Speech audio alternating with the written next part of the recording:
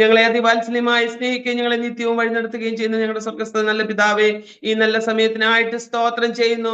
കർത്താവെ, അവിടുത്തെ പൊന്നുമുഖത്തേക്ക് നോക്കുവാന് ദൈവം ഞങ്ങൾക്ക് തന്ന കൃപകൾക്കായിട്ട് സ്തോത്രം ചെയ്യുന്നു. കർത്താവെ, ഒരിക്കൽ കൂടി വചനദീപ്തി സാക്ഷി കൂടാരത്തിലേക്ക് കടന്നു വരുവാന് അവിടുന്ന് ഞങ്ങൾക്ക് സാവകാശം ഒരുക്കിയതിനായിട്ട് സ്തോത്രം ചെയ്യുന്നു. എൻ മനമേ യഹോവയെ വാഴ്ത്തുക, എന്റെ സർവാന്തരംഗവുമേ അവന്റെ വിശുദ്ധ നാമത്തെ വാഴ്ത്തുക. എൻ മനമേ യഹോവയെ വാഴ്ത്തുക, അവന്റെ ഉപകാരങ്ങളൊന്നും മറക്കരുതേ എന്ന് കർത്താവെ സങ്കീർത്തനക്കാരൻ ഞങ്ങളെ ഓർമ്മിപ്പിക്കുമ്പോൾ ഞങ്ങളുടെ ജീവിതത്തിൽ അങ്ങ് ചെയ്ത സകല ഉപകാരങ്ങൾക്ക് നന്ദി കരയറ്റിക്കൊണ്ട് ഞങ്ങൾ അടുത്തു വരികയാണ്. ഇന്ന് പകൽ വേളയെങ്കിൽ ദൈവനാമം മഹത്വപ്പെടുവാൻ ഇടയാക്കണമേ കർത്താവേ. ആമേൻ. ഈ സാക്ഷി കൂടാരത്തിലെ ആമേൻ എല്ലാ പ്രേക്ഷകർക്കായിട്ടും സ്തോത്രം ചെയ്യുന്നു. ദൈവം അവരെ അനുഗ്രഹിക്കണമേ. ഓരോരുത്തരും ഈ കേൾക്കപ്പെടുന്ന സാക്ഷ്യങ്ങളുടെ ജീവിതത്തിന് അനുഗ്രഹമാകുവാന് സ്വർഗത്തിലെ ദൈവം ഇടയാക്കുമാറാകണമെന്ന് അടിയനോടത്തോട് പ്രാർത്ഥിക്കുന്നു കർത്താവേ. പ്രത്യേകാൽ ഇന്ന് പകൽക്കാലത്ത് ഞങ്ങളുടെ നടുവിലേക്ക് കടന്നു വന്ന കർത്തൃപ്തിക്കായിട്ട് സ്തോത്രം ചെയ്യുന്നു. അനേക അനുഭവങ്ങളിലൂടെ കർത്താവ് കടത്തി വിട്ടല്ലോ. ദൈവനാമം തന്നെ ജയമെടുക്കുവാൻ ഇടയാക്കണമേ. ഈ സാക്ഷ്യം കർത്താവേ അനേക സഹോദരിമാരുടെ ഹൃദയത്തിന് ആശ്വാസവും ഒരു എൻകറേജുമായി മാറുവാന് എന്റെ സ്വർഗത്തിലെ ദൈവം ഇടയാക്കേണ്ടതിനായിട്ട് പ്രാർത്ഥിക്കുന്നു കർത്താവേ. ദൈവപ്രവൃത്തി തന്റെ ആമേൻ ദാസിയുടെ മേൽ വെളിപ്പെടുത്തുമാറാകണമേ എന്ന് അടിയനോടത്തോട് പ്രാർത്ഥിക്കുന്നു കർത്താവേ. ദൈവകൃപയ്ക്കായി നിന്റെ നമ്മളെ ഏൽപ്പിച്ചു പ്രാർത്ഥിക്കുന്നു. ഇപ്പോൾ ഏൽപ്പിക്കപ്പെട്ടിരിക്കുന്ന എല്ലാ ദൗത്യങ്ങൾക്കായിട്ടും സ്തോത്രം. ദൈവമഹത്വം വെളിപ്പെടുത്തിയാട്ടെ. കർത്താവിന്റെ ദാസിയെ ശക്തമായി ഉപയോഗിക്കണം. പ്രാർത്ഥന കേട്ടതിനായി സ്തുതിക്കുന്നു യേശു ക്രിസ്തുവിൻ വിലയേറിയ നാമത്തിൽ തന്നെ. ആമേൻ, ആമേൻ, ആമേൻ. Praise the Lord. വചനദീപ്തി സാക്ഷി കൂടാരത്തിലായിരിക്കുന്ന പ്രിയപ്പെട്ടവർക്കായിട്ട് ഇന്ന് പകൽക്കാലത്തിങ്കിൽ സാക്ഷ്യം പങ്കുവെക്കേണ്ടതിനായിട്ട് നമ്മുടെ നടുവിൽ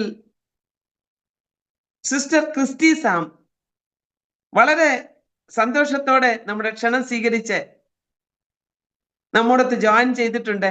കർത്തദാസി ഓർത്ത് ഞാൻ സ്തോത്രം ചെയ്യുന്നു. അനേക അനുഭവ സമ്പത്തുള്ള ഒരു കർത്തദാസിയാണ്. ദൈവം ഈ കാലങ്ങളിൽ കരങ്ങളിൽ വഹിച്ചു കൊണ്ടിരിക്കുന്നു. എന്നാൽ തന്റെ ജീവിതത്തിൽ പല അനുഭവങ്ങൾ നമ്മോട് പങ്കുവെക്കുവാനുണ്ട്. ഈ അനുഭവങ്ങൾ നമ്മോട് പങ്കുവെക്കുമ്പോൾ ഈ സാക്ഷ്യം കേട്ടുകൊണ്ടിരിക്കുന്ന പ്രിയപ്പെട്ടവരെ, നിങ്ങളുടെ ജീവിതത്തിൽ നിങ്ങൾ ഇങ്ങനെയുള്ള പാതകളിലൂടെ കടന്നു പോകുന്നു എങ്കിൽ കർത്താവ് നിങ്ങൾക്കും അതിന്റെ മേൽ ജയം തന്ന് നിങ്ങളെ ജയോത്സവമായി നടത്തുമെന്നുള്ളതിൽ എനിക്ക് യാതൊരു സംശയവുമില്ല. കർത്തദാസിക്കായിട്ട് ഞാൻ സ്തോത്രം ചെയ്യുന്നു. ഇന്ന് പകലിൽ കർത്താവിന്റെ നാമത്തിന് മഹിമയ്ക്ക് വേണ്ടി കർത്തദാസിയെ ഞങ്ങൾ വളരെ സ്നേഹത്തോടും ആദരവോടും കൂടി വചനദീപ്തി സാക്ഷി കൂടാരത്തിലേക്ക് സ്വാഗതം ചെയ്യുന്നു. കർത്തദാസിയുടെ ബാല്യകാല സ്മരണകൾ, കർത്താവ് ജീവിതത്തിൽ നടത്തിയ വിധങ്ങൾ, അപ്പോൾ തന്നെ കർത്താവിന്റെ വേലയ്ക്ക് വേണ്ടി തിരഞ്ഞെടുക്കപ്പെട്ട വിധങ്ങൾ, അതിന്റെ വിളി, ഏത് നിലകളിൽ കർത്തൃവേലയിലായിരുന്നു, പിന്നീട് തന്റെ ജീവിതത്തിൽ അനേക ഇൻസിഡന്റുകൾ ഉണ്ടായി, അവയിലൊക്കെയും എങ്ങനെ പിടിച്ചു നിൽപ്പാൻ ദൈവം കൃപ നൽകി എന്നുള്ള അനുഭവ സാക്ഷ്യം ഇന്ന് നമ്മുടെ പ്രേക്ഷകരോടൊത്ത് പങ്കിടുവാൻ കർത്തനാമത്തിൽ കർത്താവിന്റെ ദാസിയെ ക്ഷണിച്ചു കൊള്ളുന്നു. ദൈവത്തിന്റെ അതിപരിശുദ്ധ നാമം വാഴ്ത്തപ്പെടുമാറാകട്ടെ. എനിക്ക് വചനദീപ്തി സാക്ഷ്യകൂടാരം എന്ന ക്രിസ്ത്യൻ ചാനലിലേക്ക് സാക്ഷ്യമായിട്ട്, എന്റെ ജീവിത സാക്ഷ്യമായിട്ട് കടന്നു വരുവാൻ കർത്താവ് ഒരുക്കിയ എല്ലാ മുഖാന്തരങ്ങൾക്കായി ഞാൻ ദൈവത്തെ സ്തുതിക്കുന്നു. പ്രത്യേകാൽ പീനാന്റി ഓർത്ത് ഞാൻ ദൈവത്തെ സ്തുതിക്കുന്നു. അതിശക്തമായി കർത്താവിന്റെ വേല ഇപ്രകാരമുള്ള ഒരു മാധ്യമത്തിലൂടെ ചെയ്യുവാൻ കർത്താവിന്റെ ദാസിയെ ദൈവം ബലപ്പെടുത്തുന്നല്ലോ, ഉപയോഗിക്കുന്നല്ലോ. അതിനെ ഓർത്ത് ഞാൻ ദൈവത്തെ സ്തുതിക്കുന്നു.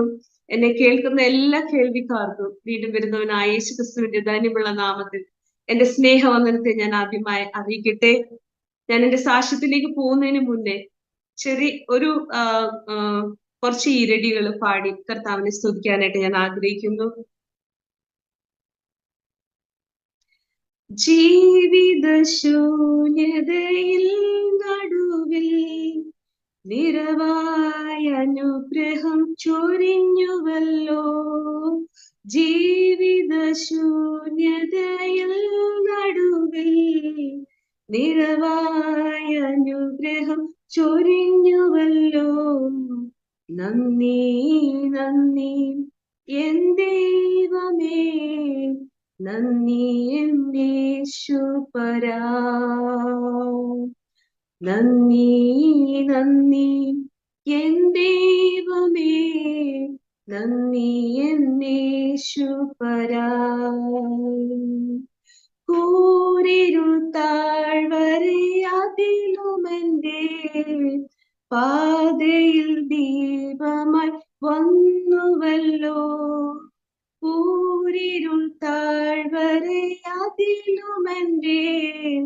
പാതയിൽ ദീപമായി വന്നുവല്ലോ. നന്ദി നന്ദി എൻ ദൈവമേ, നന്ദി എൻ യേശുപരാ. നന്ദി നന്ദി എൻ ദൈവമേ, നന്ദി എൻ യേശുപരാ. നന്ദി എൻ യേശുപരാ. ഇന്ന് രാവിലെ ഞാൻ ദൈവസന്നിധിയിലായിരുന്നപ്പം പാടി ദൈവത്തെ സ്തുതിച്ച ഒരു ഗാനത്തിന്റെ ഇരടികളാണിത്. വളരെയധികം നമ്മളെ സന്തോഷിപ്പിക്കുന്ന ഒരു പാട്ടാണിത്. ഈ നാളുകളിലൊക്കെ ദൈവജനം പാടി ദൈവത്തെ ആരാധിക്കുന്ന ഒരു ഗാനമാണ്. എന്റെ ജീവിതവുമായി ബന്ധപ്പെട്ട് എന്റെ ജീവിത ശൂന്യതയിൽ അതിന്റെ നടുവിൽ നിറവായി അനുഗ്രഹം ചൊരിയുന്ന ഒരു കർത്താവിനെയാണ് ഞാൻ ഈ നാളുകളിൽ എക്സ്പീരിയൻസ് ചെയ്തുകൊണ്ടിരിക്കുന്നത്, അനുഭവിച്ചുകൊണ്ടിരിക്കുന്നത്. ഞാൻ ഇന്ന് പകൽക്കാലം എന്റെ ജീവിതത്തിന്റെ ആരംഭകാലം മുതൽ എന്റെ ചെറിയ പ്രായം മുതലുള്ള അനുഭവങ്ങളാണ് ഞാൻ ദൈവമക്കളായ നിങ്ങളോട് പങ്കുവെക്കുവാനായിട്ട് ആഗ്രഹിക്കുന്നത്. ഞാനൊരു ക്രിസ്തീയ പെന്റക്കോസ്റ്റൽ ഒരു കുടുംബാവസ്ഥയിൽ ജനിച്ചു വളരുവാനായിട്ട് ഇടയായി. എന്റെ മാതാപിതാക്കൾ കർത്താവിന്റെ വേലയിലായിരുന്നു. എന്റെ പിതാവ് ഒരു പാസ്റ്ററാണ്. അങ്ങനെ ഒരു നല്ല ഒരു ആത്മീയ അനുഭവത്തിൽ ജനിച്ചു വളർത്തപ്പെടാനായിട്ട് ബാല്യം മുതലേ കർത്താവ് എനിക്ക് ഭാഗ്യം നൽകി.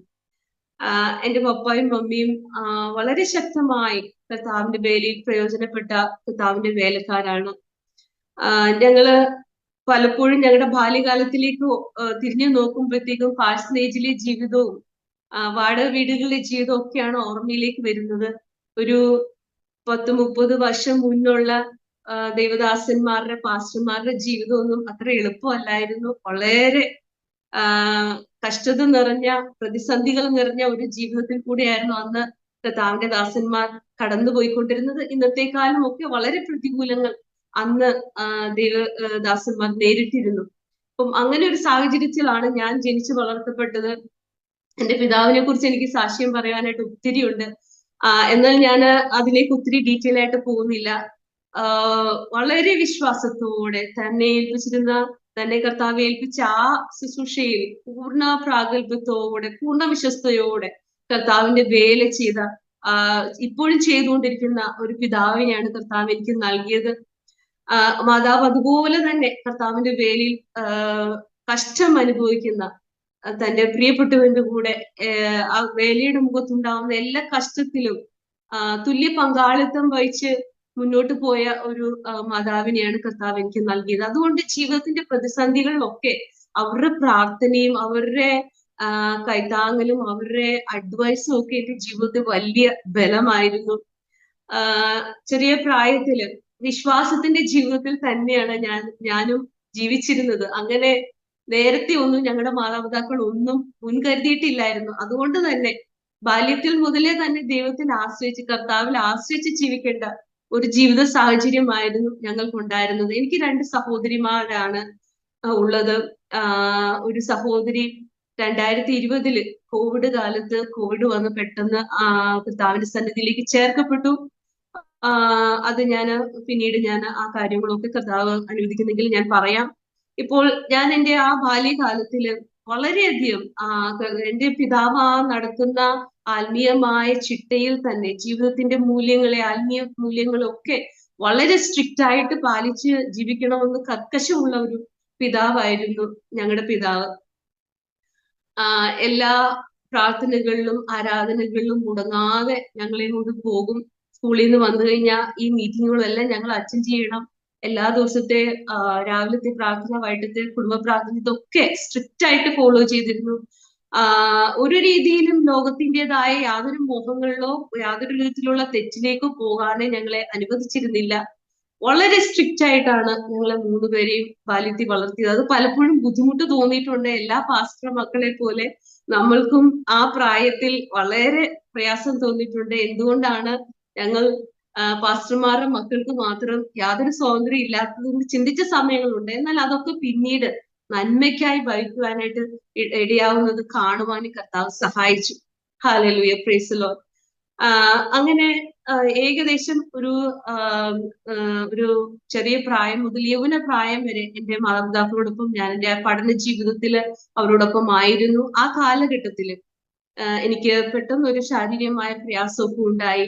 ശാരീരിക പ്രയാസം എന്ന് പറഞ്ഞാൽ എല്ലാവർക്കും ഉണ്ടാവുന്ന ഒരു പനി പോലൊക്കെ ഒരു പനി ഉണ്ടായി. അത്ര കാര്യമായിട്ടൊന്നും നമുക്ക് ഒരു പനി ഉണ്ടാകുമ്പോൾ നമ്മൾ അത്ര സീരിയസ് ആയിട്ട് എടുക്കത്തില്ലല്ലോ. മെഡിസിൻ ഒക്കെ കഴിച്ച് അത് മാറും എന്നുള്ളൊരു പ്രതീക്ഷയിലാണ് ആയിരിക്കുന്നത്. എന്നാൽ എന്റെ ടെമ്പറേച്ചർ കുറയാതെ വന്നു കഴിഞ്ഞപ്പം എന്നെ ഹോസ്പിറ്റലിൽ കൊണ്ടുപോകാനായിട്ട് ഇടയായി. അങ്ങനെ ഹോസ്പിറ്റലിൽ കൊണ്ടുചെല്ലുന്ന സമയത്താണ് ഇത് സാധാരണ പനിയല്ല, റുമാറ്റിക് ഫീവർ എന്ന് പറയുന്ന ഒരു വാതരോഗമാണെന്ന് ഡോക്ടർ ഡയഗ്നോസ് ചെയ്യുവാനായിട്ട് ഇടയായി. എന്റെ ബ്ലഡില് ESRന്റെ അളവ് വളരെ കൂടുതലായിരുന്നു. അപ്പോൾ ഈ പനിയുടെ സമയത്ത് ശരീരത്തിന്റെ എല്ലാ ജോയിന്റിനും വേദനയും, സ്വയമായിട്ട് ഒന്നും ചെയ്യാൻ കഴിയാത്ത ഒരു അവസ്ഥയിലേക്ക് ഞാൻ കടന്നു വന്നു. അന്ന് എനിക്ക് 8 വയസ്സ് പ്രായമേ ഉള്ളൂ. ഞാൻ 4ാം ക്ലാസ്സിൽ പഠിക്കുന്ന ചെറിയ പ്രായമാണ്. പെട്ടെന്ന് ഞാൻ കിടക്കയിലേക്ക് ആയിത്തീരുന്ന ഒരു അവസ്ഥയിലേക്ക് ഞാൻ ആയിത്തീർന്നു. അതുവരെ ഉണ്ടായിരുന്ന ആ ചിരിയും കളിയും ഓട്ടവും ചാട്ടവും ഒക്കെ നിന്ന് പഠിക്കാൻ നല്ല കഴിവും മിടുക്കിയും ഒക്കെ ആയിരുന്നു. എന്റെ മാതാപിതാക്കൾക്ക് എന്നെ കുറിച്ച് വളരെ പ്രതീക്ഷ ഉണ്ടായിരുന്നു. ഞാൻ ഭവനത്തിലെ ഏറ്റവും മുതിർന്ന മകളായിരുന്നു. മാതാപിതാക്കളുടെ പ്രതീക്ഷകൾ എല്ലാരെ പോലെ എന്നിലായിരുന്നു. എന്നാൽ പെട്ടെന്ന് ഇങ്ങനെ ഒരു രോഗാവസ്ഥയിലേക്ക് പോയപ്പോഴത്തേക്കും എന്റെ ഭവനത്തിന്റെ അന്തരീക്ഷം എല്ലാം മാറി. മാതാപിതാക്കൾക്ക് കൂടുതലും എനിക്ക് വേണ്ടി സമയം ചെലവഴിക്കേണ്ടതായിട്ട് വന്നു. അവരുടെ ശുശ്രൂഷ അവസരങ്ങൾ കുറയുന്ന ഒരവസ്ഥയിലേക്ക് അവരുമായി. അങ്ങനെ ഏകദേശം ഒരു 4 വർഷക്കാലം ഈ റുമാറ്റിക് ഫീവർ ആണെന്നുള്ള ധാരണയിൽ ഞാൻ മരുന്നുകൾ കഴിച്ചുകൊണ്ടിരുന്നു. എന്റെ ജോയിന്റ് എല്ലാം വേദനയും, സ്വയമായിട്ട് നടക്കാനോ യാത്ര ചെയ്യാനോ ഒന്നും കഴിയാത്ത ഒരു അവസ്ഥയിൽ സ്കൂളിൽ പഠിക്കുവാൻ പോകാൻ കഴിഞ്ഞില്ല. ഭവനത്തിൽ തന്നെ ഇരുന്നുള്ള പഠിത്തവും പോയി എക്സാം എഴുതുകയൊക്കെയാണ് ഞാൻ ആ നാളുകളിൽ ചെയ്തിരുന്നത്. അപ്പോൾ ആ കാലഘട്ടത്തിൽ ദൈവമക്കളൊക്കെ എനിക്ക് വേണ്ടി പ്രാർത്ഥിച്ചു. ഞങ്ങളായിരുന്ന ആ സഭകളിലെ ദൈവമക്കളൊക്കെ ഉപവസിച്ചും സഭയായും ഒക്കെ ഞങ്ങൾക്ക് വേണ്ടി ആ നാളുകളിൽ പ്രാർത്ഥിച്ചു. എന്റെ വിടുതലിന് വേണ്ടി പ്രാർത്ഥിച്ചു. അനേകർ കടന്നു വന്ന ഭവനത്തിൽ പ്രാർത്ഥിച്ചു. അനേകർ കൈത്താങ്ങൽ നൽകി. എന്നാൽ ഈ രോഗാവസ്ഥയ്ക്ക് എനിക്ക് പൂർണ്ണമായ ഒരു മാറ്റം ഉണ്ടായില്ല. അല്പമൊക്കെ വേദന കുറയും. അന്നേരം ഞാൻ സ്കൂളിൽ പോകും. അന്നേരമൊക്കെ ഞാൻ സന്തോഷമായിട്ടിരിക്കും. എന്നാൽ വീണ്ടും അതേ അവസ്ഥയിലേക്ക്, വേദനയിലേക്ക് ഞാൻ കടന്നു പോകുന്ന അവസ്ഥകളുണ്ട്. അന്ന് ആ ചെറിയ പ്രായത്തില് എങ്ങനെയാ പ്രാർത്ഥിക്കണ്ടേ, എങ്ങനെ അങ്ങനെ ഒന്നും അറിയത്തില്ലല്ലോ. നമ്മുടെ ആ ചെറിയ പ്രായത്തിന്റെ ആ വിശ്വാസം ഞാൻ കർത്താവിനോട് പ്രാർത്ഥിക്കുകയും കർത്താവിനുള്ള വിശ്വാസത്തിലും വചനം വായിക്കുകയും ഒക്കെ എന്റെ ഉള്ളിൽ ആ ഒരു ധാരണകളൊക്കെ ഉണ്ടായിരുന്നു. അങ്ങനെ എന്റെ ആത്മീയ ജീവിതം ഒക്കെ ഞാൻ അങ്ങനെ മുന്നോട്ട് കൊണ്ടുപോയി. എന്നാൽ അപ്രതീക്ഷിതമായി പെട്ടെന്ന് ഞാന് എന്റെ 7th ക്ലാസ്സിൽ പഠിക്കുമ്പോൾ ഏകദേശം 4 വർഷങ്ങൾ കഴിഞ്ഞു. ആ സമയത്താണ് ഒരു 12 വയസ്സൊക്കെ ഉള്ള പ്രായം പെട്ടെന്ന് എന്റെ കാലിൽ ഇങ്ങനെ ഒരു ട്യൂമർ വരികയും ആ ട്യൂമറിൽ കൂടെ ബ്ലഡും പസും ഒക്കെ വരാനായിട്ട് ഇടയായി. അപ്പൊ എന്നെ ചികിത്സിച്ചുകൊണ്ടിരുന്ന ഡോക്ടർ പറഞ്ഞു, ഇത് റുമാറ്റിക് ഫീവർ അല്ല, നമുക്ക് വീണ്ടും ഇതിന്റെ കാര്യമായിട്ടുള്ള ചെക്കപ്പും ഒക്കെ ചെയ്യേണ്ടതുണ്ട്. അങ്ങനെ എന്നെ ട്രിവാൻഡ്രം മെഡിക്കൽ കോളേജിലേക്കൊക്കെ റെഫർ ചെയ്തു. കാരണം ക്യാൻസറിന്റെ സിംറ്റംസ് ആണോ എന്നൊക്കെ ആ നാളുകളിൽ ഡോക്ടറിന് ഒരു സംശയം ഉണ്ടായി. എന്നാൽ ക്യാൻസർ അല്ല, ബോൺ ക്യാൻസർ അല്ലായിരുന്നു. ഇത് ബോൺ ഇൻഫെക്ഷൻ എന്ന് പറയും, ഓസ്റ്റിയോമെലാറ്റിസ് എന്ന് പറഞ്ഞ ഒരു രോഗാവസ്ഥയായിരുന്നു. അപ്പൊ ഈ 4 വർഷക്കാലം ഡോക്ടേഴ്സിന് അത് ഡയഗ്നോസ് ചെയ്യാനായിട്ട് കഴിഞ്ഞില്ല. അത് ഇതിന്റെ രണ്ടിന്റെയും രോഗാവസ്ഥകളുടെ സിംറ്റംസ് ഏകദേശം ഒരുപോലെ ആയതുകൊണ്ടും അന്നത്തെ ആ സാഹചര്യത്തിൽ എന്തുകൊണ്ടോ ആ രോഗം മറഞ്ഞിരുന്നു. അതുകൊണ്ട് ഈ 4 വർഷം കൊണ്ട് എന്റെ രോഗാവസ്ഥ വളരെ മൂർച്ഛിച്ച് എന്റെ റൈറ്റ് ലെഗിന്റെ മുട്ടുവരെയുള്ള ആ ബോണിനകത്ത് മുഴുവനും അസ്ഥി പഴുത്ത് ദ്രവിച്ച ഒരവസ്ഥയിലേക്ക് ഞാൻ ആയിത്തീരുന്നു. കഠിനമായ വേദനയിൽ കൂടെ ഞാൻ കടന്നുപോയി. ആ ട്യൂമർ ഉണ്ടാവുന്ന സമയത്ത് എനിക്ക് ആ കിടക്കുന്ന ആ ഒരു പൊസിഷനിൽ നിന്ന് അങ്ങോട്ടും ഇങ്ങോട്ടും നീങ്ങുവാൻ കഴിയാതെ വണ്ണമുള്ള വേദനയിൽ കൂടെ ഞാൻ കടന്നു. ഒരു ശബ്ദം പോലും കേൾക്കുവാൻ എനിക്ക് കഴിയാതെ വണ്ണമുള്ള വേദനയായിരുന്നു. ആ സമയത്ത് എന്റെ പപ്പായും മമ്മിയും എന്റെ അടുത്തിരുന്ന്, എന്റെ സഹോദരങ്ങളും എന്റെ അടുത്തിരുന്ന് എനിക്ക് വേണ്ടി പ്രാർത്ഥിക്കും, പാട്ട് പാടും. ആ സമയത്ത് ഞാൻ ശാന്തമായി ഉറങ്ങും, അല്ലെങ്കിൽ ഞാൻ ശാന്തമായി ആ വേദന ഞാൻ അറിയാതെ ഇരിക്കുന്ന സമയത്തിൽ കൂടെ ഒക്കെ ഞാൻ കടന്നുപോയി. വീണ്ടും അങ്ങനെ ചില വർഷങ്ങൾ, ഒരു 5 വർഷത്തോളം ഈ ഓസ്റ്റിയോമെലാറ്റിസിന്റെ ട്രീറ്റ്മെന്റിൽ കൂടെ ഞാൻ കടന്നുപോയി. എറണാകുളത്തുള്ള മെഡിക്കെയറിലെ ഒരു ഡോക്ടറെയാണ് എന്നെ അന്ന് കാണിച്ചുകൊണ്ടിരുന്നത്. അങ്ങനെ 9 വർഷം, നീണ്ട 9 വർഷമാണ് ശത്രുവായവൻ എന്റെ ജീവിതത്തിന്റെ ആ നല്ല നാളുകളെ എന്നിൽ നിന്ന് കവർന്നു കളഞ്ഞത്. എന്റെ ബാല്യവും യൗവനവും ഒക്കെ ഞാൻ ആ രോഗത്തിന്റെ പിടിയില് ഭവനാന്തരീക്ഷത്തിലായി തീരുവാനായിട്ട് ഇടയായി. എന്റെ ജീവിതത്തിന്റെ എല്ലാ പ്രതീക്ഷകളും അസ്തമിച്ച അങ്ങനെയുള്ള കാലത്തിൽ കൂടെ ഞാൻ കടന്നുപോയി. ഈ ഓസ്റ്റിയോമലൈറ്റിസ് ആണെന്ന് തിരിച്ചറിഞ്ഞപ്പോൾ ഡോക്ടർ പറഞ്ഞത്, ഈ രോഗം ത്തിന്റെ ഒരു പ്രത്യേകത എന്ന് പറഞ്ഞു കഴിഞ്ഞാൽ, ഇതിന്റെ ട്രീറ്റ്മെന്റ് എന്ന് പറഞ്ഞാൽ സർജറി ചെയ്യുക. സർജറി ചെയ്ത് ഇൻഫെക്റ്റഡ് ആയ ബോൺ പീസസ് അത് സർജറി ചെയ്ത് മാറ്റുക. ബാക്കിയുള്ള ഭാഗങ്ങളിലേക്ക് ഇത് പടരാതെ വേണം, ഈ ഇൻഫെക്ഷൻ ആകാതെ വേണം ആന്റിബയോട്ടിക്സ് നൽകുക. അങ്ങനെ ഇഞ്ചക്ഷൻസും ആന്റിബയോട്ടിക്സും ഒക്കെ ധാരാളം എന്റെ ശരീരത്തിലേക്ക് ചെല്ലുവാനായിട്ട് ഇടയായി. അങ്ങനെ ആ ഒരു 5 വർഷത്തെ ട്രീറ്റ്മെന്റിന്റെ ഇടയിൽ എനിക്ക് വ്യത്യാസം ഉണ്ടായി. എന്റെ ശരീരത്തിന്റെ ഇൻഫെക്ഷൻസ് കുറഞ്ഞു. ഇതിനിടയിൽ എനിക്കൊരു 4 സർജറി എന്റെ റൈറ്റ് ലെഗിൽ ചെയ്തു. അങ്ങനെ വളരെ സ്മാർട്ടായിരുന്ന, ആരോഗ്യം ഉണ്ടായിരുന്ന ഒരു കുട്ടി പെട്ടെന്ന് ആരോഗ്യമൊക്കെ നഷ്ടപ്പെട്ട് കണ്ടാൽ തിരിച്ചറിയാത്ത പോലെ ആയിത്തീർന്നു. എന്റെ ഭവനത്തിൽ ഇങ്ങനെ ഞാൻ രോഗാവസ്ഥയിലായിരിക്കുന്നത് എപ്പോഴും ഇങ്ങനെ ദൈവമക്കൾ കടന്നു വരും, പ്രാർത്ഥിക്കും ഒക്കെ, ഇങ്ങനെ എപ്പോഴും കടന്നു വരികയും പ്രാർത്ഥിക്കുകയും ആലോചനകൾ പറയുകയൊക്കെ ചെയ്യും. അപ്പം മാർത്തയുടെ മറിയുടെയും ഭവനത്തിലേക്ക് കടന്നു നിന്ന പോലെ എന്റെ ഭവനത്തിൽ വന്നിട്ട് ദേവദാസന്മാരൊക്കെ ആലോചന പറയും, ഈ ദിനം മരണത്തിനായിട്ടല്ല, ദൈവത്തിന്റെ നാമം മഹത്വത്തിനായിട്ടാണ്. അതൊക്കെ ഞാൻ അതുപോലെ വിശ്വസിച്ചിരുന്നു. കാരണം ഞാൻ എല്ലാം അതുപോലെ തന്നെ കർത്താവിന്റെ വചനത്തെയും കർത്താവിന്റെ ദാസന്മാർ പറയുന്ന വാക്കുകളെയും അതേപോലെ ഏറ്റെടുക്കുന്ന ഒരു വ്യക്തിയായിരുന്നു.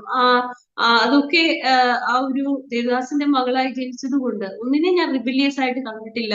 അതെല്ലാം ഞാൻ ദൈവസന്നിധിയിൽ മനസ്സോടെ ഏറ്റെടുക്കുകയാണ് ചെയ്തത്. എന്നാൽ ഈ 9 വർഷം, നീണ്ട 9 വർഷം കഴിഞ്ഞപ്പോഴത്തേക്കും, ഒരു പ്രീ ഡിഗ്രി സെക്കൻഡ് ഇയർ പഠിക്കുന്ന സമയത്തേക്കും വീണ്ടും ഈ സർജറി കഴിഞ്ഞിട്ട് വീണ്ടും ട്യൂമർ എന്റെ കാലിൽ വരികയാണ്. ആ ട്യൂമർ വരുമ്പോഴത്തേക്കും എനിക്ക് എന്റെ മാനസികാവസ്ഥയൊക്കെ മാറുകയാണ്. വീണ്ടും എന്റെ പ്രതീക്ഷകൾ നഷ്ടപ്പെടുകയാണ്.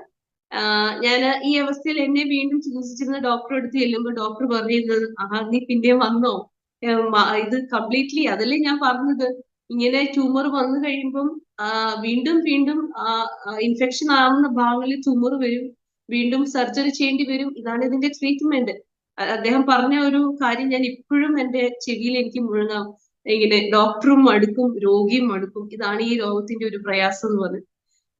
എനിക്ക് എന്തോ ഡോക്ടർ പറഞ്ഞ് ഏകദേശം നിന്റെ ട്രീറ്റ്മെന്റ് ഒക്കെ തീർന്ന് ഇനിയിപ്പോ സർജറി ചെയ്യാനൊന്നും ഇല്ല എന്നൊക്കെ. അപ്പൊ ഡോക്ടറിന്റെ വാക്കുകളിൽ നിന്ന് ഒരു പ്രതീക്ഷയറ്റ രീതിയിലുള്ള ഒരു സംസാരമൊക്കെ ഞാൻ കേട്ടപ്പോ ഞാൻ എന്റെ പിതാവിന്റെ മുഖത്തും ഡോക്ടറുടെ മുഖത്തും മാറി മാറി നോക്കി. അപ്പൊ എനിക്ക് ആശ്രയമാകേണ്ട ഈ ലോകത്തിലെ ആളുകളൊക്കെ ഇങ്ങനെയൊക്കെ പറയുമ്പോ പിന്നെ ആരുടെ മുഖത്തോട്ടാ നോക്കാനുള്ളത് സ്വർഗത്തിലെ അപ്പച്ചന്റെ മുഖത്തേക്ക് മാത്രമേ നോക്കാനുള്ളൂ. അവിടെയാണ് എന്റെ ജീവിതത്തിൽ മാറ്റം സംഭവിക്കാൻ തുടങ്ങുന്നത്. അതുവരെ എന്റെ പ്രതീക്ഷകൾ മുഴുവനും ഈ ലോകത്തിലെ മെഡിക്കൽ സയൻസിലും എനിക്ക് ചുറ്റും സഹായമായിട്ട് നിൽക്കുന്നവരിലൊക്കെ ആയിരുന്നു. എന്നാൽ ഞാൻ ആ സമയത്ത് പല രീതിയിലും ഇയ്യോബ് ചോദിച്ചതുപോലെ ദൈവത്തെ ചോദ്യം ചെയ്യാൻ തുടങ്ങി. ഞാൻ ചോദിക്കാൻ തുടങ്ങി, എന്റെ മാതാപിതാക്കൾ ഇത്രമാത്രം വിശ്വസ്തരായി കഷ്ടം മാത്രമേ ഞാൻ അവരുടെ ജീവിതത്തിൽ കണ്ടിട്ടുള്ളൂ. കർത്താവിന്റെ വേലയിൽ അനുഭവിക്കുന്ന ആ വിശ്വാസ ജീവിതത്തിന്റെ കഷ്ടത മാത്രമേ ഞാൻ കണ്ടിട്ടുള്ളൂ. അപ്പം അങ്ങനെ കഷ്ടം അനുഭവിക്കുന്ന, ലോകത്ത് യാതൊന്നും ആഗ്രഹിക്കാത്ത മാതാപിതാക്കളുടെ മകളായി ജനിച്ച എന്റെ ജീവിതത്തിൽ എന്തുകൊണ്ട് ഇങ്ങനെ ഒരു പരീക്ഷണം? കർത്താവ് നീണ്ട ഇത്ര വർഷമായിട്ട് ഒരു സൗഖ്യം എന്താണ് എന്റെ ജീവിതത്തിൽ കർത്താവ് അനുവദിക്കാത്തത്? ലോകപരമായ എല്ലാ ട്രീറ്റ്മെന്റും നൽകിയിട്ട് പോലും അതിൽ നിന്ന് പോലും എനിക്കൊരു വിടുതലില്ലല്ലോ എന്നുള്ളതായപ്പോഴത്തേക്കും എന്റെ പ്രതീക്ഷയെല്ലാം അസ്തമിച്ചു. ഞാൻ അവിടെ എന്റെ മാതാപിതാക്കൾ പോലും എന്നോട് പറയാൻ തുടങ്ങി, മോളെ, ഞങ്ങൾ എല്ലാവരും നിനക്ക് വേണ്ടി പ്രാർത്ഥിക്കുന്നുണ്ട്, ദൈവസഭ പ്രാർത്ഥിക്കുന്നുണ്ട്, എല്ലാം ചെയ്യുന്നുണ്ട്. ഇനി നിനക്കാണ് ഒരു മാറ്റം വരേണ്ടത്, നിനക്കൊരു സമർപ്പണം ആവശ്യമാണ്, കർത്താവ് നിന്നിൽ നിന്ന് ചിലത് പ്രതീക്ഷിക്കുന്നു, നിനക്കൊരു ഒരുക്കം ആവശ്യമാണെന്ന് പറയാനിടയായി. അങ്ങനെ ഞാൻ ചിന്തിച്ചേ, അങ്ങനെ ഞാൻ ഉപവാസവും പ്രാർത്ഥനയും ഒന്നും ആ നാളുകളൊന്നുമില്ല. കാരണം മെഡിസിൻ ഒക്കെ കഴിക്കുന്നതുകൊണ്ട് അങ്ങനെ എനിക്ക് പ്രത്യേകമായിട്ടൊരു കൺസേൺ ആണ്. ഞാന് ഭവനത്തിൽ മുതിർന്നവളാണെങ്കിലും എന്റെ സഹോദരങ്ങളാണ് എന്റെ മുതിർന്ന സഹോദരിയെ പോലെ എന്നെ കരുതിയത്, എന്റെ കൊച്ചു സഹോദരിമാരാണ്. അപ്പം അങ്ങനെയുള്ള രീതിയിൽ ഞാൻ അങ്ങനെ ഫാസ്റ്റിംഗ് ഒന്നും എടുത്തിട്ടില്ല. എന്നാൽ ഞാൻ ദൈവസന്നിധിയിൽ ആ ദിവസങ്ങളിൽ തീരുമാനം എടുത്ത് ഞാൻ ചില ദിവസങ്ങളിൽ ഫാസ്റ്റിംഗ് ഇരിക്കാൻ പോവാണ്. കർത്താവ് എന്നെ സൗഖ്യമാക്കണം. ഒന്നെങ്കിൽ എനിക്ക് സൗഖ്യം വേണം, അല്ലെങ്കിൽ എനിക്ക് ഇങ്ങനെ ജീവിക്കാനായിട്ട് താല്പര്യമില്ല. കാരണം എന്റെ ഭവനത്തിൽ ചിലപ്പോൾ ഞാൻ മാത്രമേ ഉള്ളൂ. പപ്പായും മമ്മിയും ശുശ്രൂഷയ്ക്കായിട്ട് പോകുന്നു. അവര് രാവിലെ ഗോസ്പൽ വർക്കിന് പോകുന്നു, ഹൗസ് വിസിറ്റിങ്ങിന് പോകുന്നു, സഹോദരങ്ങൾ അവര് സ്കൂളിലേക്ക് പോകുന്നു. ആ ഏകാന്തമായ അവസ്ഥയിൽ ഞാൻ ആ യൗവന പ്രായമായപ്പോഴത്തേക്കും എന്റെ കൂട്ടുകാരെയൊക്കെ ഞാൻ നോക്കുമ്പോൾ അവരൊക്കെ നന്നായി ജീവിക്കുന്നു. എനിക്ക് അതിനൊന്നും കഴിയണില്ല. ഞാൻ മിക്കവാറും ഞാൻ ഈ റൂമിൽ കൂടെ ജനലിലേക്ക് പുറത്തോട്ട് നോക്കും, പുറത്തെ ലോകത്തെ വീക്ഷിക്കും. അതിന്റെ ഭംഗി ഞാൻ ഇങ്ങനെ ആസ്വദിക്കും. പിന്നെ പുസ്തകങ്ങൾ വായിക്കും. പപ്പ എനിക്ക് പുസ്തകങ്ങളൊക്കെ വായിക്കാനായിട്ട് തരും. പപ്പ എന്റെ ജീവിതത്തിൽ ഭയങ്കര എൻകറേജ്മെന്റ് ആയിരുന്നു. വായിക്കാൻ വളരെ ഇൻസ്പയർഡ് ആയിട്ടുള്ള ബുക്കുകളൊക്കെ തരും. പലതും എനിക്ക് മനസ്സിലാക്കാൻ കഴിഞ്ഞിട്ടില്ല.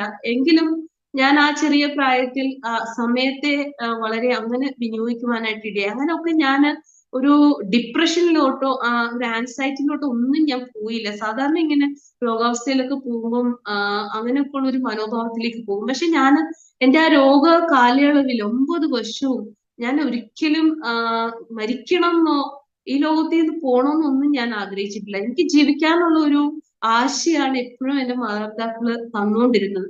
എന്നാൽ ആ ഒരു സമയമായപ്പോഴത്തേക്കും എന്റെ മാതാപിതാക്കളുടെ വാക്കുകൾക്ക് പോലും എനിക്കൊരു ആശ തരാനായിട്ട് കഴിഞ്ഞില്ല. കാരണം ഈ ട്യൂമർ വരിക എന്ന് പറഞ്ഞു കഴിഞ്ഞാൽ പെട്ടെന്ന് ഒരു ചെറിയ ഒരു ചെറിയ കുരു വന്ന് അത് പൊട്ടിപ്പഴുക്കണ പോലെയല്ല, ഒരു ലെമൺ സൈസിലേക്ക് ഇതായിട്ട് എന്താണ് അതൊരു ഡാർക്ക് ഇങ്ങനെ ബ്ലഡ് ഡെഡായി കിടക്കുമ്പോൾ ഒരു നിറം ഉണ്ടല്ലോ, ആ ഒരു രീതിയിൽ കരിനീലിച്ച ഒരു അവസ്ഥയിലേക്ക് വന്ന് പിന്നെ അത് പൊട്ടിപ്പഴുക്കുക എന്ന് പറഞ്ഞാല് ഒരു ദിവസം 2ഉം 3ഉം പ്രാവശ്യം ഡ്രസ് ചെയ്യേണ്ടി വരും. അത് അങ്ങനെ പറഞ്ഞാൽ നിങ്ങൾക്ക് മനസ്സിലാവാൻ വേണ്ടിയാണ് ഞാൻ പറയുന്നത്. ഒരു പൈപ്പ് തുറന്ന വെള്ളം എങ്ങനെ പോകും അതുപോലെയാണ് ഈ പസ് ഡിസ്ചാർജ് ചെയ്യുന്നത്. ആ പസ്സിന്റെ സ്മെല്ല് നമുക്ക് സഹിക്കാൻ പറ്റത്തില്ല. അങ്ങനെയാണ് ഇത് ഡിസ്ചാർജ് ചെയ്യുന്നത്. ഇപ്പൊ ഞാൻ ചിന്തിക്കും, ഇത് എവിടെ നിന്നാണ് ഇത്രയും പസ് എന്റെ കാലിൽ നിന്ന് വരുന്നത്?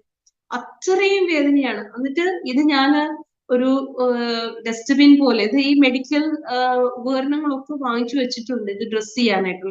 അത് കൊണ്ടുപോയി ബേൺ ചെയ്ത് കളയും. അപ്പം ഇതൊക്കെ ഒരു ഹോസ്പിറ്റലിന്റെ ഒരു അവസ്ഥയാണ് ആ ഒരു എന്റെ റൂമിൽ ഞാൻ ഫീൽ ചെയ്തുകൊണ്ടിരുന്നത്. അപ്പൊ എനിക്കിത് വേണ്ട കർത്താവ്, എനിക്ക് ഇങ്ങനെ ജീവിക്കണ്ട കർത്താവ്, എനിക്ക് ഇങ്ങനെ ഒരു ജീവിതം ഭൂമി തരണ്ട കർത്താവ്, എന്നെ എടുക്കുന്നതാണ് ഇതിനേക്കാൾ നല്ലത്, എനിക്ക് മരണമാണ് ഇതിനും നല്ലത്. അപ്പൊ 2 ഓപ്ഷൻ വെച്ചിട്ട് ഞാൻ കർത്താവിനോട് പ്രാർത്ഥിക്കുകയാണ്. കർത്താവ്, ഒന്നെങ്കിൽ നീ എനിക്ക് ജീവൻ തരണം, അല്ലെ എനിക്ക് മരണം വിധിക്കണം. ഇങ്ങനെ എനിക്ക് ജീവിക്കണ്ട എന്നുള്ള ഒരു മനോഭാവത്തിലേക്ക് ഞാൻ കടന്നു വരികയാണ്. അപ്പം അങ്ങനെ ഞാൻ ദൈവസന്നിധിയിൽ പ്രാർത്ഥിച്ചുകൊണ്ടിരിക്കുമ്പോൾ ഞങ്ങളുടെ ഭവനത്തിൽ സാധാരണ നടക്കുന്ന പോലെ ഒരു പ്രാർത്ഥനാ യോഗത്തിലാണ്, ഒരു 3 ദിവസത്തെ പ്രാർത്ഥനാ യോഗത്തിൽ വളരെ സമർപ്പണത്തോടെയാണ് ഞാൻ ആയിരിക്കുന്നത്. എന്റെ കർത്താവ് മാത്രമേ ഉള്ളൂ ഞാൻ എന്റെ ചെറിയ പ്രായം മുതൽ കേൾക്കുന്നതാണ്. കർത്താവ് സൗഖ്യമാക്കുന്ന ദൈവമാണ്. കർത്താവ് ക്രൂശിൽ യാഗമായി തീർന്നത്, ഈ ലോകത്തിലേക്ക് വന്നത്, ദൈവപുത്രനായ യേശു ഈ ലോകത്തിലേക്ക് കടന്നു വന്നത് മാനവരാശിയുടെ പാപത്തിന്റെ പരിഹാരത്തിന് വേണ്ടി മാത്രമല്ല, കർത്താവ് ചാട്ടവാറെ അടിയേറ്റതും തന്റെ ശരീരത്തിൽ മുറിവ് വഹിച്ചതും ആ ഓരോ അടിപ്പിണരാൽ ഓരോ വ്യക്തിക്കും ഉള്ള സൗഖ്യത്തെ കുറിച്ച് ഞാൻ എന്റെ ബാല്യം മുതലേ കേൾക്കുന്നതാണ്. അത് ഞാൻ ഡിക്ലെയർ ചെയ്യാൻ തുടങ്ങി. ഞാനിങ്ങനെ കംപ്ലീറ്റ്ലി ഞാനും കർത്താവും മാത്രം എന്നുള്ള ഒരു അവസ്ഥയിലേക്ക് ഞാൻ എത്തിച്ചേരുവാണ്. ആ ഒരു 3-ാമത്തെ ദിവസത്തിൽ ഞങ്ങളുടെ വീട്ടിൽ നിന്ന് നടന്ന ഉപവാസ പ്രാർത്ഥനയുടെ 3-ാമത്തെ ദിവസത്തിൽ ഞാൻ കംപ്ലീറ്റ്ലി ഒരു സമർപ്പണത്തിലേക്ക് ആവുകയാണ്. അന്ന് ഞാൻ കടന്നു വരുന്ന ദേവദാസനിൽ കൂടെ ഞാൻ ആഗ്രഹിക്കുന്നത്, അദ്ദേഹം എന്നെ കൈതൊട്ട് പ്രാർത്ഥിക്കും, എനിക്കൊരു വിടുതൽ ഉണ്ടാവും, ഒരു ശക്തി എന്നിൽ വ്യാപരിക്കും എന്നൊക്കെ ഉള്ള പ്രതീക്ഷയോടെ ഇരിക്കുന്നത്. പക്ഷെ അന്ന് എന്തൊക്കെയോ തടസ്സമുണ്ടായി അദ്ദേഹത്തിന് കടന്നു വരാൻ കഴിയുന്നില്ല. അവിടെയും എന്റെ പ്രതീക്ഷ അസ്തമിക്കുകയാണ്.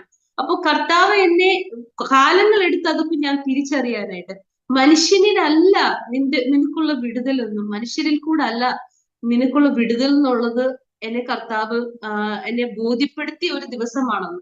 അന്ന് ആ രാത്രിയിലുള്ള പ്രാർത്ഥനയില് കർത്താവ് എന്നെ ആശ്ചര്യമായി തൊടുന്നത് ഞാൻ എക്സ്പീരിയൻസ് ചെയ്യാണ്. ഞാൻ ദൈവത്തെ കണ്ടെന്നോ അല്ലെങ്കിൽ ദൈവത്തെ അനുഭവിച്ചെന്നോ ഒന്നും എനിക്ക് അത് വാക്കുകൾ കൊണ്ട് പറഞ്ഞ് എക്സ്പ്രസ് ചെയ്യാനായിട്ട് കഴിയില്ല. എന്നാൽ ദൈവിക സാന്നിധ്യം ഞാൻ അനുഭവിച്ചു. എന്റെ ശരീരത്തിന്റെ കെട്ടുകൾ അഴിയപ്പെടുവാനായിട്ടിടയായി, രോഗത്തിന്റെ ബന്ധനങ്ങൾ അഴിയുവാനായിട്ടിടയായി, രോഗാത്മാവിനെ വിട്ടുപോകാനിടയായി.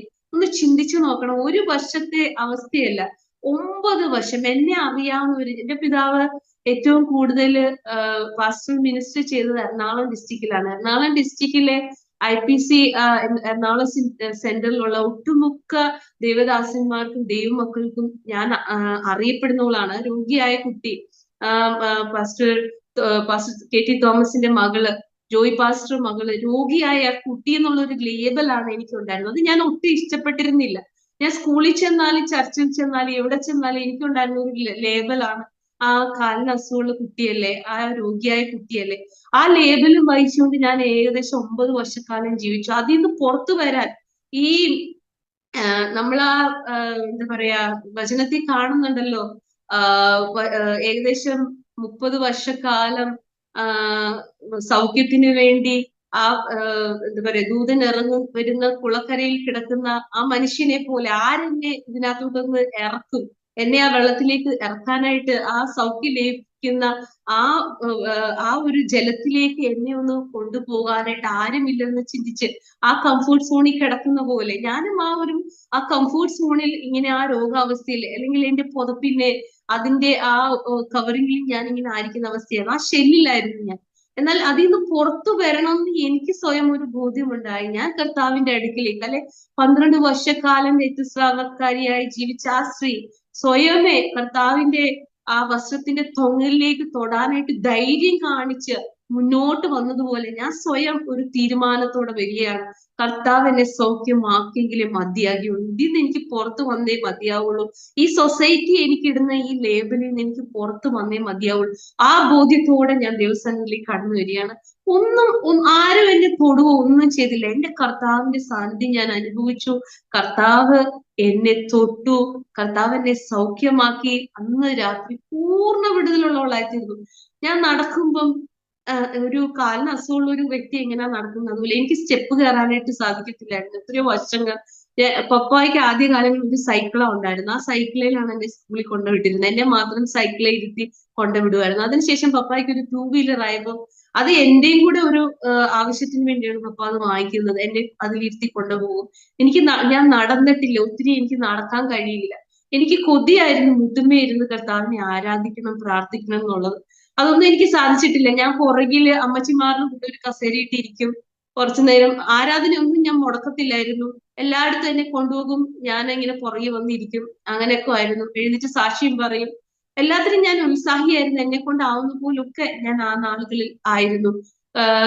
അതുപോലെ സ്നാനപ്പെടുവാനും ഞാൻ വളരെ വാശി പിടിച്ച എന്റെ പിതാവിനോട്. കാരണം ഇതിനിടയ്ക്കെങ്ങാനും ഞാൻ മരിച്ചു പോകുമോ എന്ന് ഞാൻ ഭയപ്പെട്ടു. അങ്ങനെയെങ്കിൽ സ്വർഗം നിഷേധിക്കുമോ എന്നുള്ള ഒരു ഭയത്തിൽ ഞാൻ പല പ്രാവശ്യം എഴുന്നേറ്റ് സാക്ഷ്യം പറഞ്ഞു. എന്റെ പിതാവ് പറഞ്ഞു, മോളെ നിനക്ക് സ്വർഗം ഒന്നും നിഷേധിക്കത്തില്ല, കർത്താവ് നിന്റെ ഹൃദയത്തെ നോക്കി നിന്നെ കർത്താവ് ഏറ്റെടുത്തു, നീ രക്ഷിക്കപ്പെട്ടവളാണ്.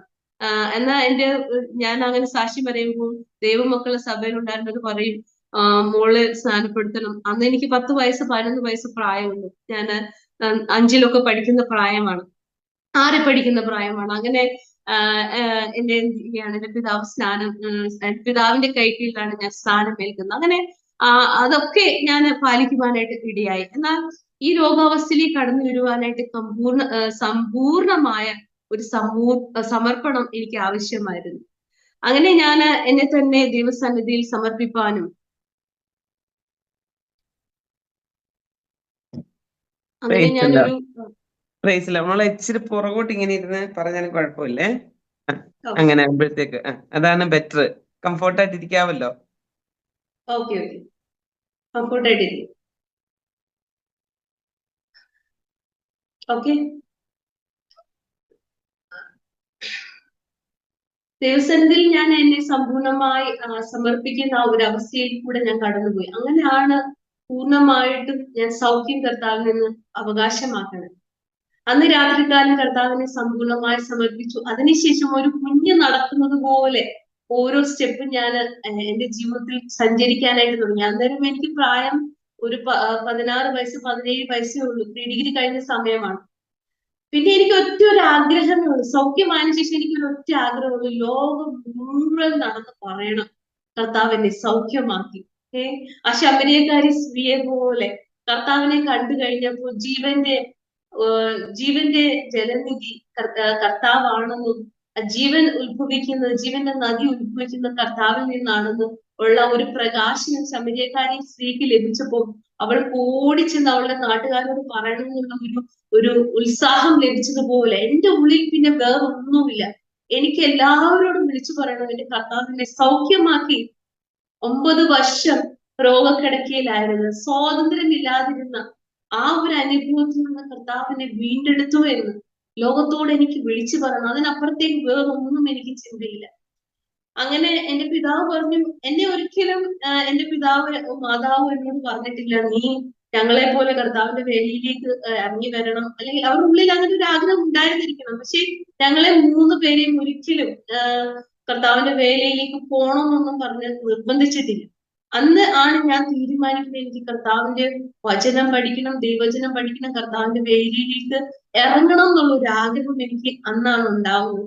അന്ന് ഞാൻ ദൈവസന്നിധിയിൽ എന്നെ തന്നെ സമർപ്പിക്കുകയാണെന്ന് ആ മീറ്റിങ്ങിനിടയിൽ. അങ്ങനെ ദൈവവചനം പഠിക്കുവാനായിട്ട് ഞാൻ കടന്നുപോയി. 3 വർഷം ഞാൻ ദൈവവചനം പഠിച്ചു.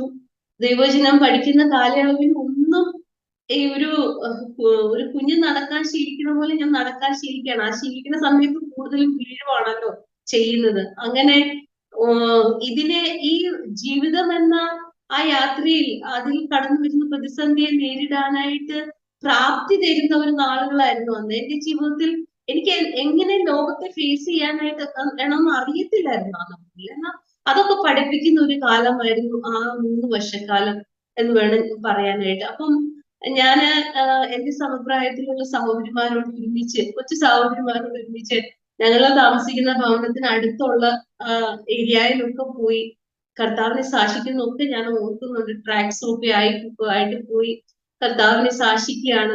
കർത്താവ് ഈ ലോകത്തിലേക്ക് വന്നത് എനിക്ക് വേണ്ടി മാത്രമല്ല, നിങ്ങൾക്കും കൂടെയാണ്. കർത്താവ് ഇനിയും വരുന്നത് നമ്മളെ ഓരോരുത്തരെയും ചേർക്കാൻ വേണ്ടിയാണ്. അന്ന് ദൈവം എല്ലാവരെയും, കർത്താവ് രക്ഷിക്കപ്പെട്ടവരെ മാത്രമേ തന്റെ രാജ്യത്തിലേക്ക് ചേർക്കത്തുള്ളൂ എന്നൊക്കെ പറയുവാനുള്ള ഒരു ധൈര്യം കർത്താവ് എനിക്ക് ആ നാളുകളിൽ നൽകി. പലയിടങ്ങളിൽ പോയി കർത്താവിനെ സാക്ഷിപ്പാനായിട്ട് കർത്താവ് ആ യൗവന പ്രായത്തിൽ എന്നെ ഉപയോഗിച്ചു. അത് ഞാൻ നന്ദിയോടെ ഓർക്കുന്നു. കർത്താവ് എനിക്ക് ആ നാളുകളിൽ നൽകി എല്ലാ അവസരങ്ങൾക്കായി ഞാൻ ദൈവത്തെ സ്തുതിക്കുന്നു. അങ്ങനെ ദൈവവചനം പഠിച്ച ശേഷം ഞാൻ മിനിസ്ട്രിക്കായിട്ട് പോകുന്നത് നോർത്ത് ഇന്ത്യയിലേക്കാണ്. അടുത്ത ചലഞ്ചാണ് നോർത്ത് ഇന്ത്യയിലേക്ക് പോകുക എന്നുള്ളത്. ആ സമയത്ത് ഞാൻ ഈ ദൈവവചനം പഠിക്കുന്ന സമയത്ത് ഒത്തിരി നോർത്ത് ഇന്ത്യയിൽ നിന്നുള്ള ഫ്രണ്ട്സ് ഒക്കെ എനിക്ക് ലഭിക്കാനായിട്ടിടയായി. അവരൊക്കെ സംസാരത്തിൽ കൂടെ അവിടെ ഒക്കെയുള്ള മിനിസ്ട്രിയെ കുറിച്ച് അറിയുവാനിടയായി. കേരളത്തിലെ പോലെയല്ല, അവിടെ അനേക സ്ഥലങ്ങളിൽ ഇപ്പോഴും ദൈവത്തിന്റെ വചനം എത്തിയിട്ടില്ല എന്നും ഗോസ്പൽ എത്തിയിട്ടില്ല എന്നുള്ള ഒരു തിരിച്ചറിവിലേക്ക് ഞാൻ ആയിത്തീരുവാനായിട്ട് ഇടയായി. ഞാൻ എന്റെ പിതാവിനോട് പറഞ്ഞു എനിക്ക് നോർത്ത് ഇന്ത്യയിലേക്ക് പോകണം, എനിക്ക് സുവിശേഷ വേല ചെയ്യണം എന്ന് പറഞ്ഞപ്പോ അവരിൽ നിന്ന് ദൂരെ പോകുന്നതിലുള്ള ഒരു ചിന്ത അവർക്ക് ഉണ്ടായിരുന്നത് എങ്ങനെ ആയിത്തീരും എന്റെ ജീവിതം എന്നുള്ളത്. കാരണം ശരീരത്തിനുള്ള ബലഹീനതകൾ, തണുപ്പിനെയും ചൂടിനെയും അതൊക്കെ നേരിടണമല്ലോ.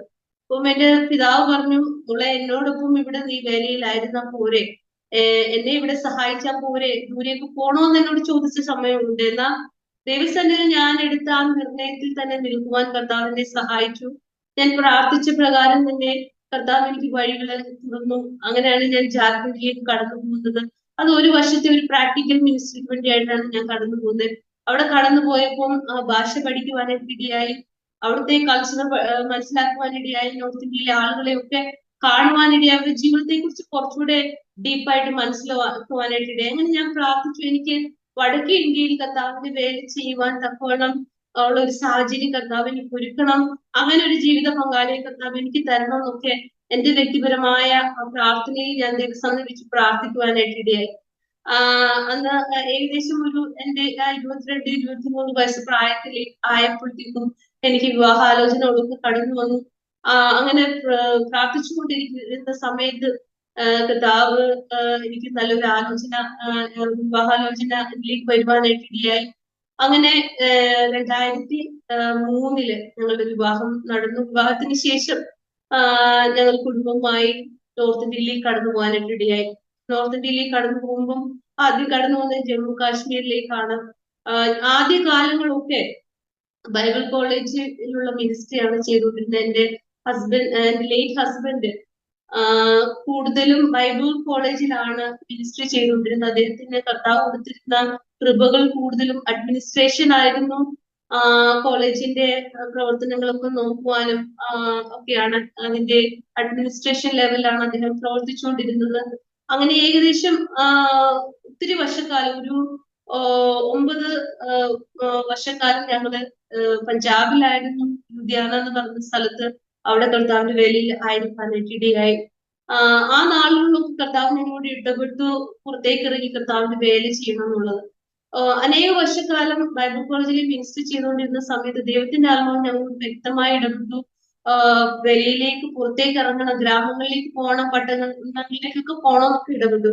എന്നാൽ ഇതിനകത്ത് ഈ മിനിസ്ട്രിയിൽ എനിക്ക് അധികമായിട്ടൊന്നും ഇൻവോൾവ് ചെയ്യാനായിട്ട് കഴിഞ്ഞില്ല. അതെനിക്ക് എന്റെ ഉള്ളത്തിൽ ഒരു വേദനയായിരുന്നു. ഞാൻ കൂടുതലും എന്റെ ഹസ്ബൻഡിന്റെ കൂടെ ഒരു മിനിസ്ട്രിയിലെ എല്ലാ പാസ്റ്റർമാരുടെ ഭാര്യമാര് ചെയ്യുന്ന പോലെ പ്രാർത്ഥനയിൽ സഹകരിക്കുകയും അദ്ദേഹത്തിന്റെ ഒപ്പം യാത്ര ചെയ്യുകയും അദ്ദേഹത്തിന്റെ മിനിസ്ട്രിയോടൊപ്പം സഹപങ്കാളിത്തം വഹിക്കാനും ഒക്കെ കർത്താവിനെ ആ നാളുകൾ ഇടയാക്കി. എന്നാൽ ഞാൻ കൂടുതലും ഒരു സ്കൂളിലേക്ക് ഒരു ടീച്ചറായിട്ട് പഠിപ്പിക്കാനായിട്ട് പോണ ഒരു അവസ്ഥയിലേക്ക് ഞാൻ ആയിത്തീർന്നു. കാരണം ഞങ്ങൾ കടന്നുപോയ സാമ്പത്തികമായ ബുദ്ധിമുട്ടുകളുടെ മധ്യത്തിൽ ഒക്കെ ഞാൻ അങ്ങനെ ഒരു തീരുമാനത്തിലേക്ക് ആയിത്തീരുകയും എനിക്ക് മിനിസ്ട്രിയിൽ അധികം ഇൻവോൾവ്മെന്റ് ഇല്ലാതെ ഭവനത്തിലായിരുന്നപ്പോൾ ഞാൻ അങ്ങനെ ഒരു അവസ്ഥയിലേക്ക് പോകാനായിട്ട് ഇടയായി. അതൊക്കെ ദൈവം എന്റെ ജീവിതത്തിൽ നൽകിയ ഒരു ട്രെയിനിങ് പീരീഡ് ആണ്. കാരണം ഞാൻ സ്കൂളിൽ വർക്ക് ചെയ്യുമ്പോഴും ഞാൻ ഒരു സെക്യുലർ ടീച്ചറായിട്ടല്ല വർക്ക് ചെയ്തിരുന്നത്.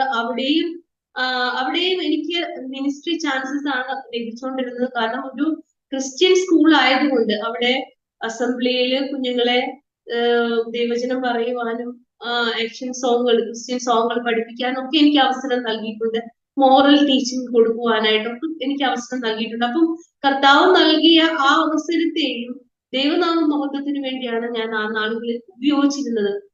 എന്നാൽ എന്റെ ഉള്ളത്തിൽ നല്ലൊരു വേദന ഉണ്ടായിരുന്നു. കർത്താവ് എനിക്ക് നൽകിയ താലന്തുകളൊന്നും വിശാലമായി പ്രയോജനപ്പെടുത്തുവാൻ ആ കാലങ്ങളിൽ എനിക്ക് കഴിഞ്ഞില്ല എന്നുള്ളൊരു വേദനയും ഞെരുക്കും എനിക്ക് ഉണ്ടായിരുന്നു. കാരണം ഒരു ടീച്ചർ ആവുമ്പോൾ ഒത്തിരി റെസ്പോൺസിബിലിറ്റീസ് അങ്ങനെ ഉണ്ടല്ലോ, കുട്ടികളെ പഠിപ്പിക്കുന്ന ആ ടീച്ചിങ്ങിനോടുള്ള ബന്ധത്തിൽ ഉണ്ടായിരുന്നു. അപ്പൊ അങ്ങനെയൊക്കെ ആ ഫീൽഡിലേക്ക് എന്റെ മനസ്സ്, എന്റെ ജീവിതമായി തീരുവാനായിട്ട് ഇടയായി. അതിനുശേഷം ഒരു 6 വർഷക്കാലം വീണ്ടും ഞങ്ങള് ഫിറോസ്പൂർ എന്ന് പറഞ്ഞ സ്ഥലത്ത്, അത് പഞ്ചാബിൽ തന്നെയുള്ള ഒരു സ്ഥലമാണ്. അങ്ങനെ ഒരു സ്ഥലത്തിലേക്ക്, അത് ഈ പാകിസ്ഥാന്റെ ബോർഡറാണ്, അവിടോട്ട് ഞങ്ങള് സ്വതന്ത്രമായ ഒരു മിനിസ്ട്രിയിലേക്ക് പോകാനായിട്ട് ഇടയായി.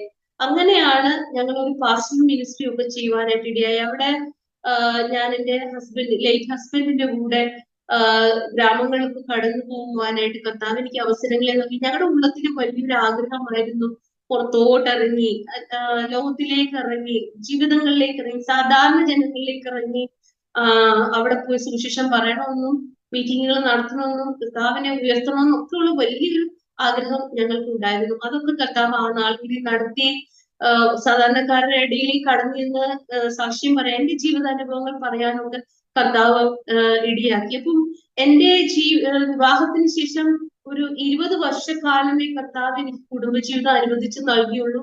എനിക്ക് ലഭിച്ച പങ്കാളി എനിക്ക് ഏറ്റവും യോജിച്ച വളരെയധികം സഹയോഗ്യമായ ഒരു വ്യക്തിയാണ് കർത്താവ് എനിക്ക് നൽകിയത്. എന്റെ കാലിന് പ്രയാസം ഉണ്ടായിരുന്നതൊക്കെ അറിഞ്ഞ് അതൊക്കെ മനസ്സിലാക്കി എന്റെ ജീവിതത്തോട് ഇണങ്ങി ജീവിക്കുന്ന ഒരു വ്യക്തിയാണ് കർത്താവ് എനിക്ക് പാർട്ട്ണറായിട്ട് നൽകിയത്. അങ്ങനെ 20 വർഷക്കാലം വടക്കേ ഇന്ത്യയിൽ വിവിധ സ്ഥലങ്ങളിൽ ജാർഖണ്ഡിലായിരിക്കാനായിട്ട് ഇടയായി, വെസ്റ്റ് ബംഗാളിലായിരിക്കാനിടയായി, പഞ്ചാബിലായിരിക്കാനിടയായി, ഡൽഹിയിൽ കുറച്ചു നാളായിരിക്കാനിടയായി. അങ്ങനെ വിവിധ സ്ഥലങ്ങളിൽ കർത്താവിന്റെ വേലയോടനുബന്ധിച്ചായിരുന്ന കർത്താവിന്റെ വേലയിൽ പങ്കാളിത്തം വരുമ്പോൾ കർത്താവ് ഞങ്ങളെ സഹായിച്ചു. അപ്പം കർത്താവിന്റെ വേലയിൽ എന്റെ മാതാപിതാക്കളും അനുഭവിച്ച അതേ കഷ്ടത വീണ്ടും കണ്ടിന്യൂസ്ലി ഞങ്ങളുടെ ജീവിതത്തിൽ ഇല്ലായ്മകള്, ബുദ്ധിമുട്ടുകള്, മിനിസ്ട്രിയിലെ ചലഞ്ചസുകൾ, ആത്മീയ യുദ്ധം ഒക്കെ നേരിടുവാനായിട്ട്. അന്ന് എനിക്ക് ഉപവാസം വളരെ കൂടുതലായിരുന്നു, വളരെ ഞാൻ ഉപവസിക്കുമായിരുന്നു. ഞാൻ ആ ആത്മീയ യുദ്ധത്തെ നേരിട്ടുകൊണ്ടിരുന്ന ഉപവാസത്തോടെയും പ്രാർത്ഥനയോടെയും ചലഞ്ചസുകളെല്ലാം നേരിടുവാൻ വളരെ പ്രാപ്തിയുള്ളതും ശക്തിയുള്ളതും ഒക്കെ ആയിരുന്നു. അനേക അനുഭവങ്ങളിൽ കൂടെ കടന്നു. അനേക അനുഭവങ്ങളിൽ കൂടെ കർത്താവ് ഞങ്ങളെ ഒരുമിച്ച് വിശ്വാസത്തിൽ ഉറപ്പിച്ചു എന്നുള്ളതാണ്. ഒരിക്കലും പിന്തിരിഞ്ഞു പോകാനായിട്ടോ പിന്മാറ്റത്തിൽ പോകാനോ ഇടയായില്ല. എല്ലാ ചലഞ്ചസിനെയും ഞങ്ങൾ നേരിട്ട് അതിനെ ഓവർകം ചെയ്ത് കർത്താവിന്റെ വേലയിൽ നിലനിൽക്കുവാനായിട്ട് ഇടയായി. അങ്ങനെ പടിപടിയായിട്ട് കർത്താവിന്റെ വേലി വീഴുവാനായിട്ടാണ് ഇടയായത്. ഞങ്ങൾ വളരെ വേലിയില് പക്വതയുള്ളവരായിത്തീരുകയും ഒക്കെ ഇടയായി. അങ്ങനെ 2020-ലാണല്ലോ ലോകത്തെ മുഴുവനും പിടിച്ചു കുലുക്കിയ പാൻഡമിക് ഉണ്ടാവാനായിട്ട് COVID-19 എന്നുള്ള ആ പാൻഡമിക് അതിന്റെ ആ ഒരു അവസ്ഥയിൽ കൂടെ ലോകം മുഴുവൻ കടന്നു പോകും. ഞങ്ങളും ആ ലോക്ക്ഡൌണിൽ കൂടെ കടന്നുപോയി.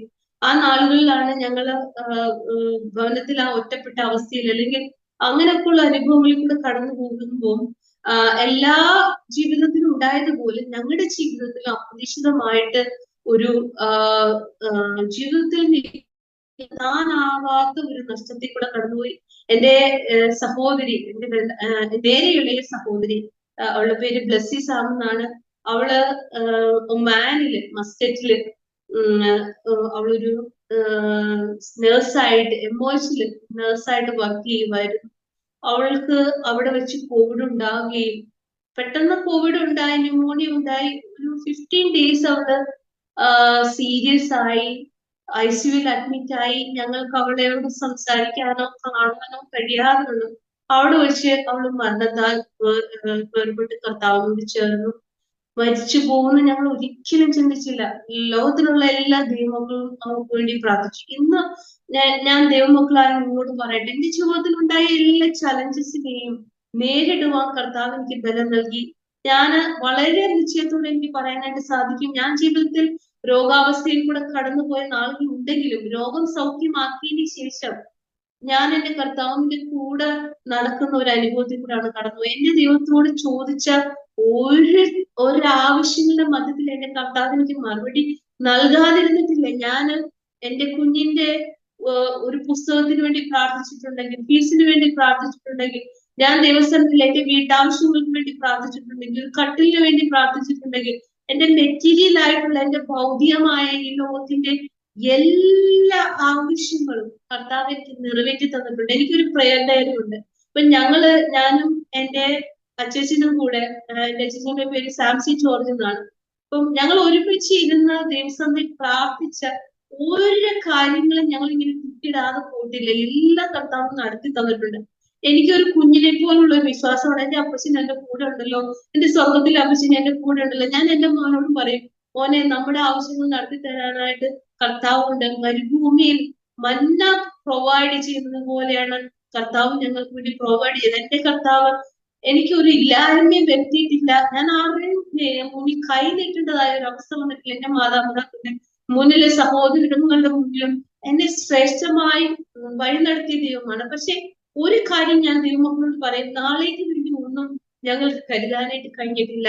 കർത്താവ് പറഞ്ഞതുപോലെ ഇന്നത്തേക്കുള്ളത് മതി, ഇന്നത്തേക്ക് ഓർത്ത് ഭാരപ്പെട്ടാൽ മതി, നാളത്തേക്കുള്ളത് അത് നാളത്തേക്കുള്ളത് നാളെ കരുതിക്കൊള്ളുന്നുള്ള ആ വചനത്തിൽ വിശ്വസിച്ച് ജീവിച്ചിരുന്നവരാണ്. അങ്ങനെ എല്ലാ കാര്യങ്ങളും കർത്താവ് നടത്തി തന്ന ഒരു ദൈവമാണ്. എന്റെ സഹോദരിയുടെ വിഷയം വന്നപ്പോഴും ഞാൻ ദിവസങ്ങൾ ഉപവസിച്ച് അതേ വിശ്വാസത്തോടെ ഇരുന്നു, മുഴങ്കാലിലേക്ക് ഇരുന്നു. ഞാൻ എന്റെ മകനോടും ഭർത്താവിനോടും ഞാൻ പറഞ്ഞു, ഞാൻ ഉപവസിച്ച് പ്രാർത്ഥിക്കാൻ വരികയാണ്, ആഹാരം ഉണ്ടാക്കിയോട് വെച്ചിട്ടുണ്ട്, നിങ്ങളെടുത്ത് കഴിച്ചോണം, എന്നെ യാതൊരു രീതിയിലും ഡിസ്റ്റർബ് ചെയ്യരുത്, ഞാൻ മുട്ടുമേ ഇരിക്കുകയാണ്. അങ്ങനെ ഹന്നായിരുന്നു പ്രാർത്ഥിച്ചതുപോലെ ഞാൻ മുഴങ്കാല്, ശരിക്കും പറഞ്ഞാല് ആത്മാവിൽ ഞാൻ എന്നെ തന്നെ പകർന്ന ഒരു ഭ്രാന്തിയെ പോലെ ഞാൻ ദൈവസന്നിധി എന്നെ തന്നെ പകർന്ന ഒരു സമയമാണ്.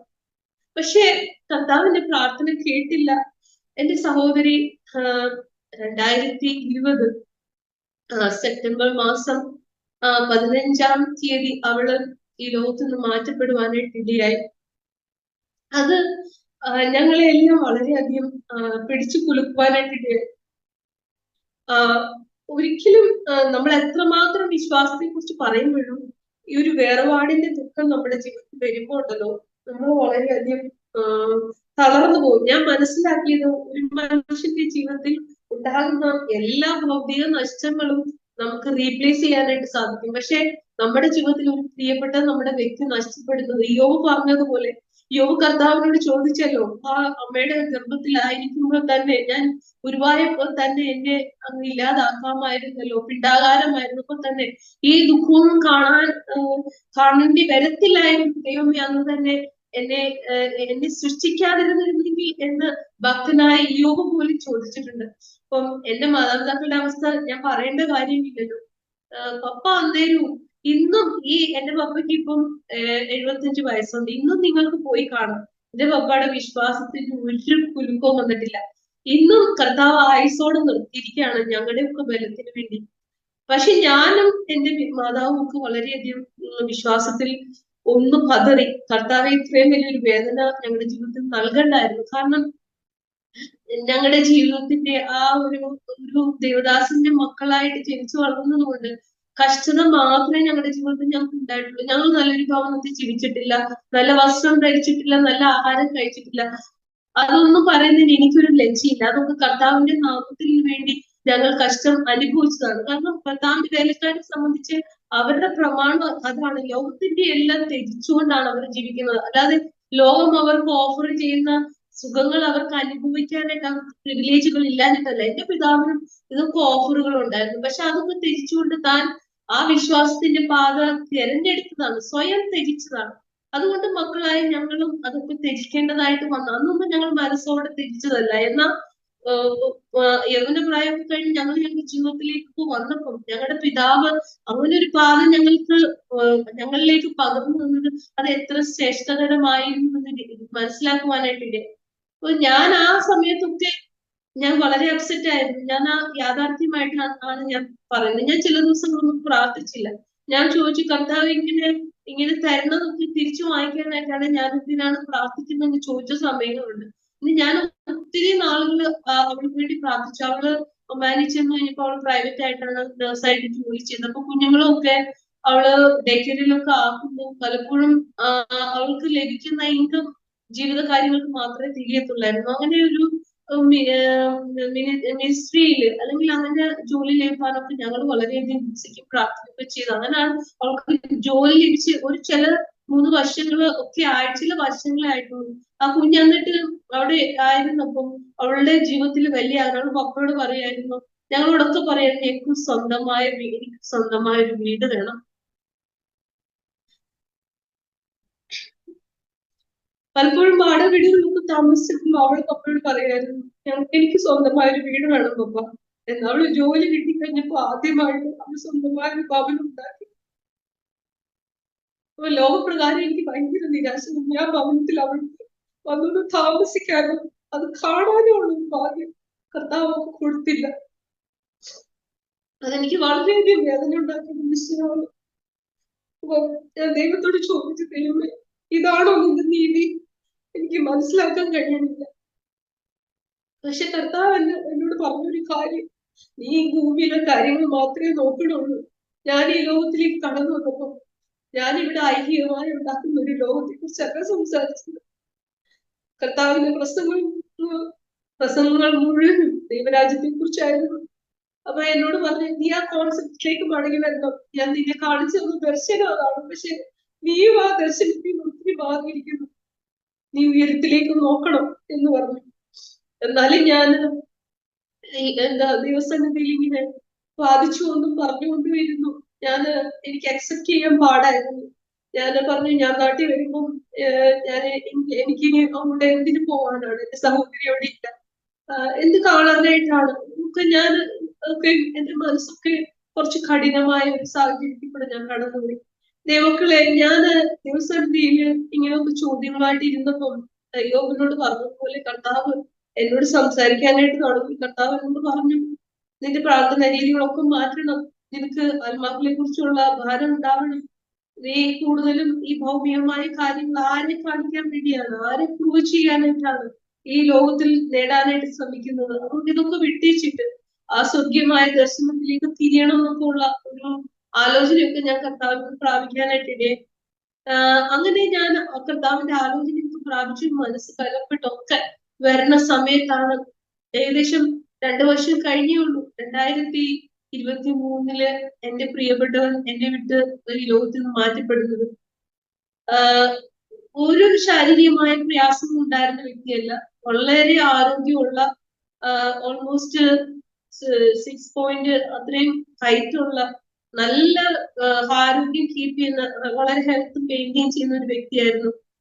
എനിക്ക് സത്യം പറഞ്ഞു കഴിഞ്ഞാൽ ഒരു ഭർത്താവ് ഉപരി ഒരു കൂട്ടുകാരനെ പോലെയായിരുന്നു. ഒരു ഭർത്താവ് എന്നുള്ള ഒരു പൊസിഷനിൽ നിൽക്കാതെ വേണം എപ്പോഴും എന്നോടൊപ്പം അടുക്കളയിൽ വന്ന് എന്നെ എല്ലാത്തിലും ഞങ്ങൾ ഒരുമിച്ചാണ് കുക്ക് ചെയ്യുന്നതും, ഒരുമിച്ചാണ് മിനിസ്ട്രിക്ക് പോകുന്നതും, ഒരുമിച്ചാണ് എല്ലാ കാര്യങ്ങളും ഡിസ്കസ് ചെയ്യുന്നതും. ഒരു പാർട്ട്ണർഷിപ്പ് പോലെ, ഒരു പങ്കാളിത്തം പോലെ ഒക്കെയാണ് ഞങ്ങള് പോയിക്കൊണ്ടിരുന്നത്. അച്ഛൻ എന്നെ എപ്പോഴും ഒരു ഭാര്യയെ ഉപരി എന്താണ് എല്ലാ കാര്യങ്ങളും എന്റെയും കൂടെ പാട്ട് ചെയ്ത് എന്റെയും കൂടെ കേട്ടുകൊണ്ട് പോയിക്കൊണ്ടിരുന്ന ഒരു ജീവിതമായിരുന്നു ഞങ്ങളുടേത്. അപ്പൊ എന്റെ ഈ ദുഃഖാവസ്ഥയിലൊക്കെ എന്നോട് പറയായിരുന്നു, ക്രിസ്റ്റി, കർത്താവിന്റെ സന്നിധിയില് നിന്റെ സഹോദരി അവള് ആയിരിക്കുമ്പോ ഇനിയിപ്പോ നമ്മളൊക്കെ പോയി കഴിയുമ്പോ നമുക്ക് അപരിചിതരൊന്നും ഇല്ലല്ലോ, നിന്റെ ആൾ അവിടെ ഉണ്ടല്ലോ, നമ്മള് അറിയാത്ത ഒരു സ്ഥലത്തേക്ക് പോണ പോലുള്ള ഒരു അനുഭവമൊന്നും അല്ല. നമ്മൾ ചെല്ലുമ്പോൾ നമ്മുടെ സഹോദരി അവിടെ ഉണ്ട്, അവള് നമ്മളെ കാണുമ്പോൾ ഓടി വരും. അങ്ങനെ എത്രയോ പേരുണ്ട്. നീ എന്തായാലും ആദ്യം നിന്റെ സഹോദരിയുടെ കർത്താവിന്റെ അടുത്ത്, ശരി നമ്മൾ ആ ആത്മീയമായ കോൺസെപ്റ്റിൽ പോകുമ്പോൾ സഹോദരിയെക്കാളും ഒക്കെ വലിയ നമ്മുടെ കർത്താവാണ്. നമുക്ക് വേണ്ടി ജീവനം നൽകിയ കർത്താവ് നമ്മളെ സ്നേഹിക്കുന്നില്ല, ആരും നമ്മളെ സ്നേഹിക്കുന്നില്ല. ഈ ലോകത്തിന്റെ പല ചലഞ്ചസിന്റെ മുന്നില്, അല്ലെങ്കിൽ പലപ്പോഴും എല്ലാ സ്നേഹങ്ങളും അറ്റുപോകുന്ന അവസരങ്ങളൊക്കെ ഈ ലോകത്തിന്റെ ജീവിതത്തിൽ നമുക്ക് കാണാനായിട്ട് സാധിക്കും. നമ്മുടെ കർത്താവിനെ കാണാനാണ് നമ്മൾ ഏറ്റവും കൂടുതൽ ആഗ്രഹിക്കുന്നത്. എന്നാൽ മാനുഷികമായി ചിന്തിക്കുമ്പോൾ അങ്ങനെയൊക്കെ എന്നെ പറഞ്ഞ് ആശ്വസിപ്പിക്കുകയുണ്ടായി. എന്നാൽ അജയയുടെ മരണം സംഭവിക്കുമ്പോൾ, അജയന് ഇങ്ങനെയാണ് മരണം സംഭവിക്കുന്നത്. വയറ്റിനകത്ത് പലപ്പോഴും ആഹാരം കഴിക്കുമ്പോൾ അസിഡിറ്റി ഉണ്ടാവാറുണ്ട്. എല്ലാവർക്കും ഗ്യാസ്ട്രിക് ആണെന്നുള്ള ഒരു ധാരണയാണ് ഈ വയറ്റിനകത്ത് വേദന ഉണ്ടാകുമ്പോൾ, വയറ് കമ്പിക്കുകയൊക്കെ ചെയ്യുമ്പോൾ. ഇപ്പം നോർത്ത് ഇന്ത്യയിലായിരിക്കുമ്പോൾ അവിടുത്തെ ആഹാരമൊക്കെ ഡാലും ഇങ്ങനെയുള്ള കാര്യങ്ങളൊക്കെയാണല്ലോ അവിടെ കഴിക്കുന്നത്. അപ്പൊ അന്ന് ഞങ്ങൾ ഡാലൊക്കെ ഉണ്ടാക്കി കഴിച്ച ദിവസമാണ് ഗ്യാസ്ട്രിക് ആണെന്ന് ചിന്തിച്ചു. പുറത്തു പോയി ക്ലിനിക്കിൽ പോയി, അവിടുന്ന് അസിഡിറ്റിക്കുള്ള ടാബ്ലറ്റ് തന്നു, അത് തന്നു, പുതിൻ ധാരയും ഗ്യാസിനുള്ള മരുന്നും ഒക്കെയാണ്. അത് കഴിച്ച് കൊണ്ടിരിക്കുകയാണ്. എന്നോട് പറഞ്ഞു, കട്ടിയായിട്ടുള്ള ആഹാരം ഒന്നും തരണ്ട, എനിക്ക് ബ്രെഡ് മതി. ബ്രെഡ് ഞാൻ കൊണ്ട് കൊടുത്തു, അത് കഴിച്ചു. ഞാൻ എന്റെ ആ ദിവസത്തെ ബിസി ഷെഡ്യൂളിൽ ഞാൻ പോവുകയാണ്. ഞാൻ തുണി കഴുകുന്നു, ആഹാരം ഉണ്ടാക്കുന്നു. അപ്പൊ ഞാനൊരു ട്യൂഷൻ പ്രോഗ്രാം നടത്തുന്നുണ്ട് ഭവനത്തില്. അപ്പം അതിന് ഒരു 10-20 കുട്ടികൾ അന്ന് പഠിക്കാനായിട്ട് നടന്നിട്ടുണ്ട്. അപ്പം ഒരു 3 മണിയൊക്കെ ആകുമ്പോഴാണ് കുട്ടികൾ, ഇതൊരു ജനുവരി മാസമാണ്, വളരെ തണുപ്പിൽ കൂടെ കടന്നുകൊണ്ട് ആ ഒരു സാഹചര്യത്തില് എന്താണ് ഞാൻ അങ്ങനെ ബിസി ആയിട്ട് പോകണം. അച്ഛൻ മരുന്ന് കഴിക്കും, ഞാൻ ആഹാരം, അങ്ങനെ നോർമലായിട്ട് ഞാൻ ചിന്തിക്കുകയാണ്. ഇങ്ങനെ എന്താണ് ഒരു ദിവസം രാത്രിയാണ് ഈ പ്രയാസം ഉണ്ടാകുന്നത്, പിറ്റേ ദിവസം പകലും ഈ പ്രയാസം ഉണ്ടാകുന്നു, മരുന്ന് കഴിക്കുന്നു, വിശ്രമിക്കുന്നു. എന്തെങ്കിലും ഒരു ശാരീരിക പ്രയാസം ഉണ്ടാകുമ്പോൾ നമ്മൾ സാധാരണ വിശ്രമിക്കാൻ ബെഡിൽ കിടക്കും, ഉറങ്ങും. അങ്ങനെയൊക്കെ ഞാൻ പോയി ഇടയ്ക്ക് ശ്രദ്ധിക്കും, കുഴപ്പമൊന്നുമില്ല എന്ന് എന്നോട് പറയും. അങ്ങനെ അങ്ങ് പോവാണ്. അപ്പം ഒരു രാത്രി ഒരു പകലും കഴിഞ്ഞ് പിറ്റേ ദിവസം ഒരു രാത്രി ഒരു പകലും കഴിഞ്ഞ് ആ രാത്രിയില് എന്നോട് പറയുന്നുണ്ട്, എനിക്ക് ഭയങ്കര തണുപ്പൊക്കെ തോന്നുന്നു. അപ്പൊ തണുപ്പ് അന്നേരം എക്സ്ട്രീം തണുപ്പാണ്. അപ്പൊ രാവിലെ ജനുവരിയിലെ തണുപ്പ് എന്ന് പറഞ്ഞാൽ ആ വർഷം ഭയങ്കര ഫോഗും തണുപ്പുമാണ്. അപ്പം ഡബിൾ ആയിട്ടുള്ള രജായി അല്ലെങ്കിൽ അതിന്റെ മേളില് വീണ്ടും ബ്ലാങ്കറ്റ് ഒക്കെ ഇട്ട് കിടക്കുകയാണ്. തണുപ്പാകുമ്പോൾ തണുപ്പിന്റെ പ്രയാസമാണെന്നാണ് ചിന്തിക്കുന്നത്. തൊട്ടു നോക്കുമ്പോൾ ടെമ്പറേച്ചറോ കാര്യങ്ങളൊന്നുമില്ല, വയറിന് മാത്രമേ പ്രയാസമുള്ളൂ, പനിയൊന്നുമില്ല. അങ്ങനെ അത് ഓക്കെ ആണെന്ന് വിചാരിച്ച് വളരെ നോർമൽ ആയിട്ട് ഇരിക്കുവാണ്. ഞാൻ ചൂടുവെള്ളം ഉണ്ടാക്കി കൊടുക്കുന്നു, ചൂടുവെള്ളം കുടിക്കുന്നു, കിടക്കുന്ന ആ കുഴപ്പമില്ല. പുറം തട്ടി കൊടുക്കാൻ പറയുന്നത് പുറം തട്ടി ഗ്യാസ് പോകുന്നു, വായി കൂടി ഇങ്ങനെ ഗ്യാസ് പോകുന്നു ഒക്കെ. ഞാൻ വിചാരിക്കുന്നു ഇത് അസിഡിറ്റി ആണെന്നാണ് ഞാൻ മോനൊക്കെ ചിന്തിക്കുന്നത്. മോനും അതിന്റെ ഇടയ്ക്ക് അടുത്ത് വരുന്നുണ്ട്. അങ്ങനെ പിറ്റേ ദിവസം രാവിലെ, ആ രാത്രി കഴിഞ്ഞ് പിറ്റേ ദിവസം രാവിലെ എഴുന്നേറ്റ് കട്ടിലേരിക്കുവാണ്. അപ്പൊ എന്നെ വിളിക്കുന്നു, ഞാൻ അടുത്ത് പോയിരിക്കുന്നു. അതിനുശേഷം കുറവില്ലേ, നമുക്ക് ഡോക്ടറെ അടുത്ത് പോകാം. വീണ്ടും അവിടെ ഉള്ള മെയിൻ ആയിട്ടുള്ള ഒരു ഹോസ്പിറ്റലാണ് ഭാഗ്യ ഹോസ്പിറ്റൽ എന്ന് പറഞ്ഞ പ്രൈവറ്റ് ഹോസ്പിറ്റലാണ്. അപ്പൊ അവിടെ കൊണ്ടുപോകാന്ന് പറയും.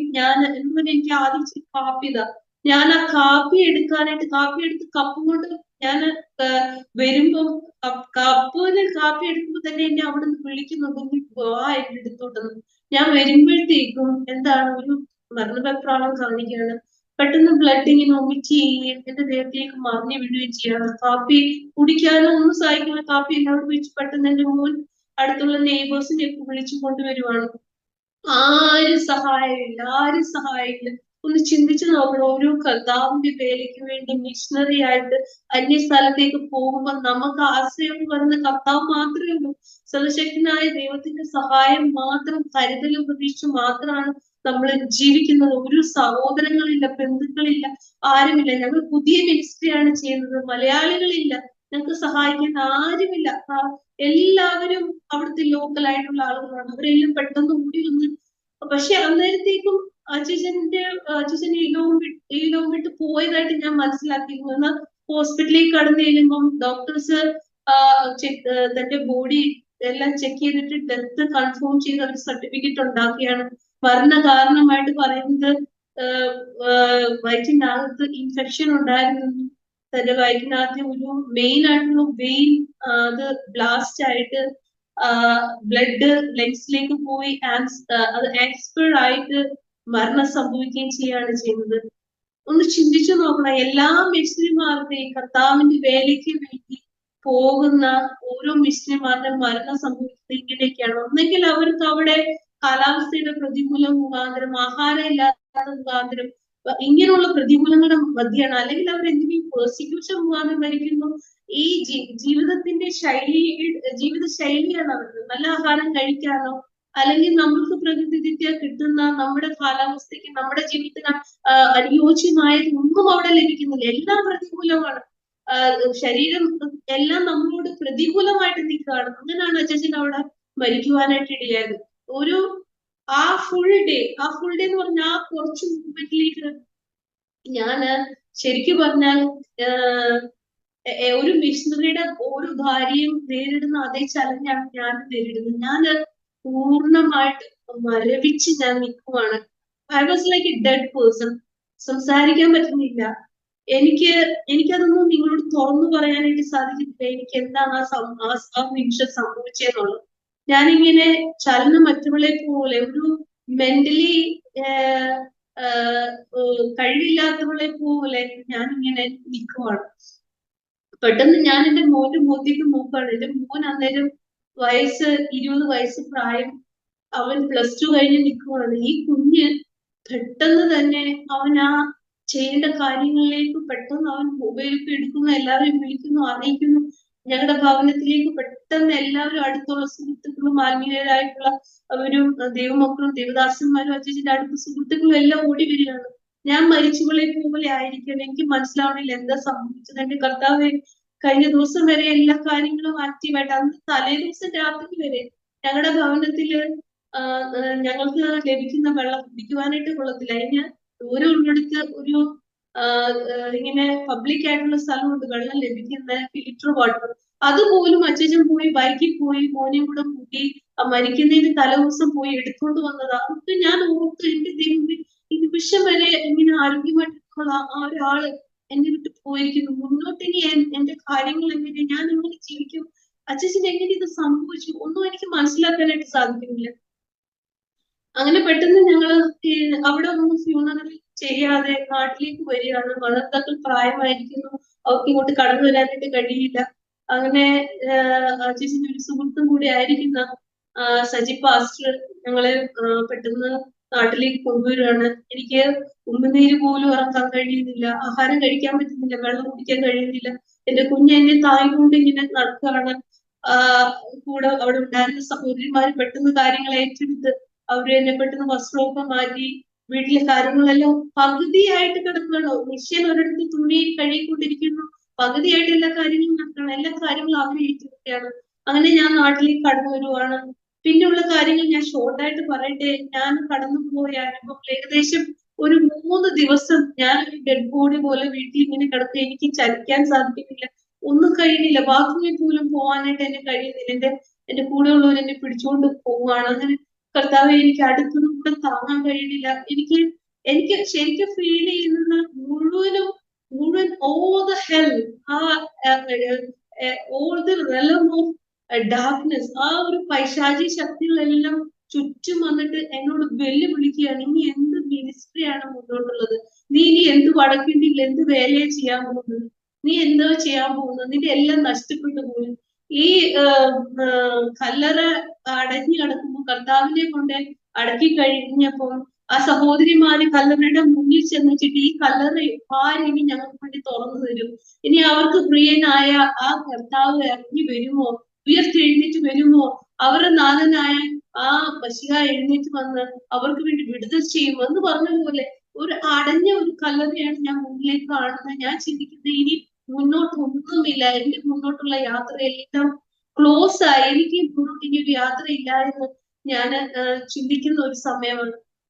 അപ്പം ഒരു മനുഷ്യ ജീവിതത്തിൽ ഉണ്ടാവാവുന്ന സകല ഇതിലും വേദനകളൊക്കെ അനുഭവിച്ച അനേകം മധ്യയാണ് ഞാൻ ജീവിക്കുന്നത്. കാരണം ഞാൻ ഈ നാളുകളിൽ ഒത്തിരി വേദന അനുഭവിക്കുന്നവരൊക്കെ അവരൊക്കെ സാക്ഷ്യങ്ങൾ കേൾക്കുകയും കാണുകയും ഒക്കെ ചെയ്യുവാനായിട്ടിടയായി. അപ്പം അവരുടെയൊക്കെ ജീവിതമായിട്ട് കമ്പയർ ചെയ്ത് നോക്കുമ്പോൾ എന്റെ ജീവിത അനുഭവങ്ങൾ അത്രയും ഭീകരമായിരിക്കത്തില്ല. എന്നാൽ എന്നെ സംബന്ധിച്ച് ഞാൻ അനുഭവിച്ച ശാരീരിക ക്ലേശങ്ങൾക്ക് ശേഷം വീണ്ടും ഞാൻ കടന്നുപോയ എന്റെ സഹോദരിയുടെ വിയോഗം, അതിനുശേഷം എന്റെ പ്രിയപ്പെട്ടന്റെ വിയോഗം, അതൊക്കെ എന്നെ വളരെയധികം മാനസികമായിട്ട് തളർത്തുവാനായിട്ടിടയായി.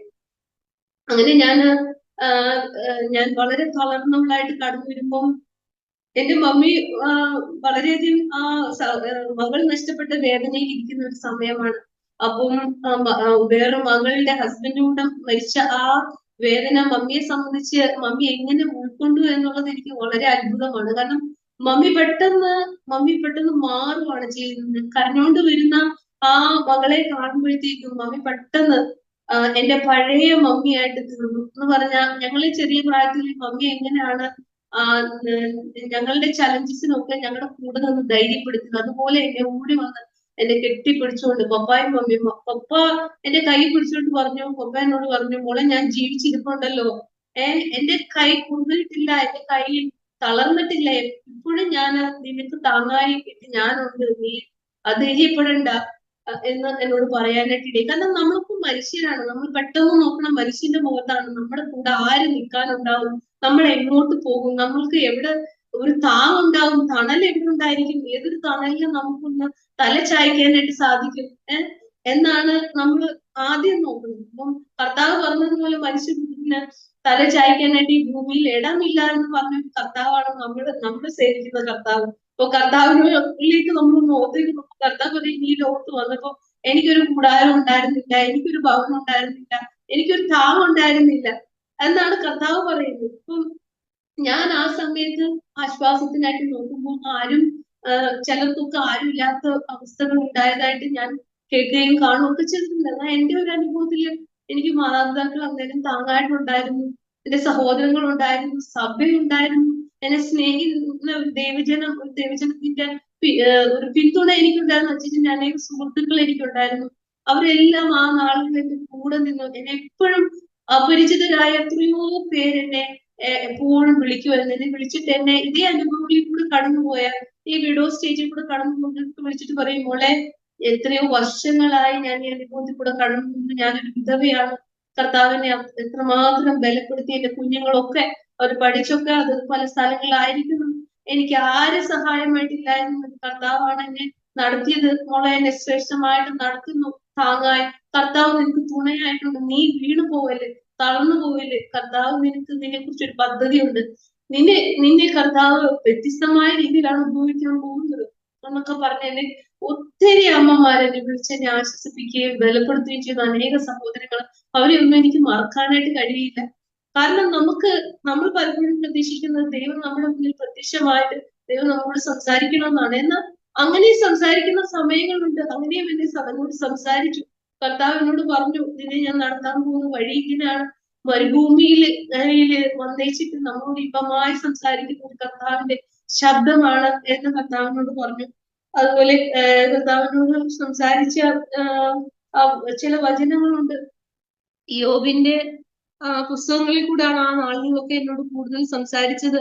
അപ്പം യോബ് കടന്നുപോയ വേദനകളൊക്കെ അത് ആളുകൾ ധ്യാനിപ്പാനായിട്ട് ഇനിയായി അതൊക്കെ മടക്കി തന്ന ആ ഒരു പ്രത്യാശ കർത്താവ് എനിക്ക് നൽകി.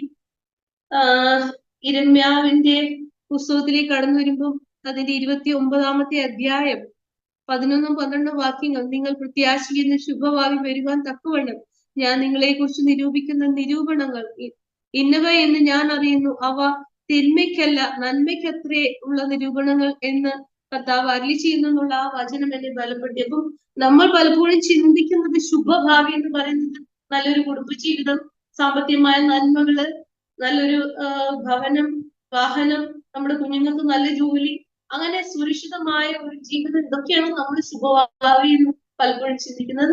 അതിനപ്പുറം കർത്താവ് ചിന്തിക്കുന്നത് ഒരു ഹെവൻലി കോൺസെപ്റ്റിലാണ്. കർത്താവ് ദൈവത്തിന്റെ ആത്മാവ് എന്നോട് സംസാരിക്കാനായിട്ട് തുടങ്ങി. കർത്താവ് എന്നോട് പറഞ്ഞു, ആ ഒരു സ്വർഗീയമായ ദർശനത്തിലേക്ക് കടന്നു വരണം. ഈ ലോക ജീവിതം അതിന് ഇത്രയൊക്കെ ഉള്ളൂ, ഇത്രയൊക്കെ ഒരു നിലനിൽപ്പേ ഉള്ളൂ. നമ്മൾ എത്രയൊക്കെ കൂട്ടിപ്പിടിക്കാൻ നോക്കിയാലും നമുക്ക് അല്പം നേരത്തേക്കുള്ള ഒരു ആശ്വാസം ലഭിക്കും. രോഗം ഉണ്ടായാൽ അതിന് ചികിത്സയുണ്ട്, ചികിത്സ നേടാം. അല്ലെ കർത്താവിൽ നിന്ന് വിശ്വാസത്തിൽ നിലനിൽക്കുന്നവർക്ക്, അല്ലെ വിശ്വാസത്തിൽ തീക്ഷ്ണമായി ഇരിക്കുന്നവർ കർത്താവിൽ നിന്നുള്ള സൗഖ്യം പ്രാപിക്കാം. ഭൗതികമായ കാര്യങ്ങൾ നമുക്ക് ജോലി ചെയ്തോ നമ്മുടെ കഴിവുകൊണ്ടോ നേടാം. ഇനി അതല്ല, ദിവസം ഉപവസിച്ച് പ്രാർത്ഥിച്ച് നമ്മള് കർത്താവിനെ പിടിച്ചു വേണമെങ്കിൽ വാങ്ങിക്കാം. നമുക്കൊരു പെർഫെക്റ്റ് വില്ല അല്ലെങ്കിലും പെർമിസീവ് വില്ല എന്ന് പറയുന്ന ഒരു ഓപ്ഷൻ ഉണ്ടല്ലോ. നമ്മള് ദൈവസന്നിധിയിൽ ഇരുന്ന് പ്രാർത്ഥിക്കുമ്പോൾ നമ്മുടെ കാര്യങ്ങൾ കർത്താവ് നടത്തിത്തരും. എന്നാൽ ഇതൊക്കെ ഇവിടെ നമ്മൾ കളഞ്ഞിട്ട് പോണം. ഇതെല്ലാം നമുക്ക് ഇവിടെ ഉപേക്ഷിച്ചിട്ട് പോണം എന്നുള്ള ഒരു ബോധ്യത വേണം നമ്മൾ ജീവിക്കാനായിട്ട്. കർത്താവ് തന്റെ ശിഷ്യന്മാർക്ക് കൊടുത്ത സന്ദേശം മുഴുവൻ അതാണ്. കർത്താവ് തന്റെ ശിഷ്യന്മാരെ ഒക്കെ കൂടെ ചേർത്തേച്ചിട്ട് കർത്താവ് പറഞ്ഞത്, ഇവിടെ നിങ്ങളൊരു പള്ളി പണിയാനോ, ഇവിടെ നിങ്ങളൊരു സാമ്രാജ്യം ഉണ്ടാക്കാനോ, ഇവിടെ ഒരു രാജ്യം കെട്ടിപ്പടുക്കാനോ അല്ല കർത്താവ് പറഞ്ഞു. കർത്താവ് പറഞ്ഞ ആലോചന ഇതാണ്.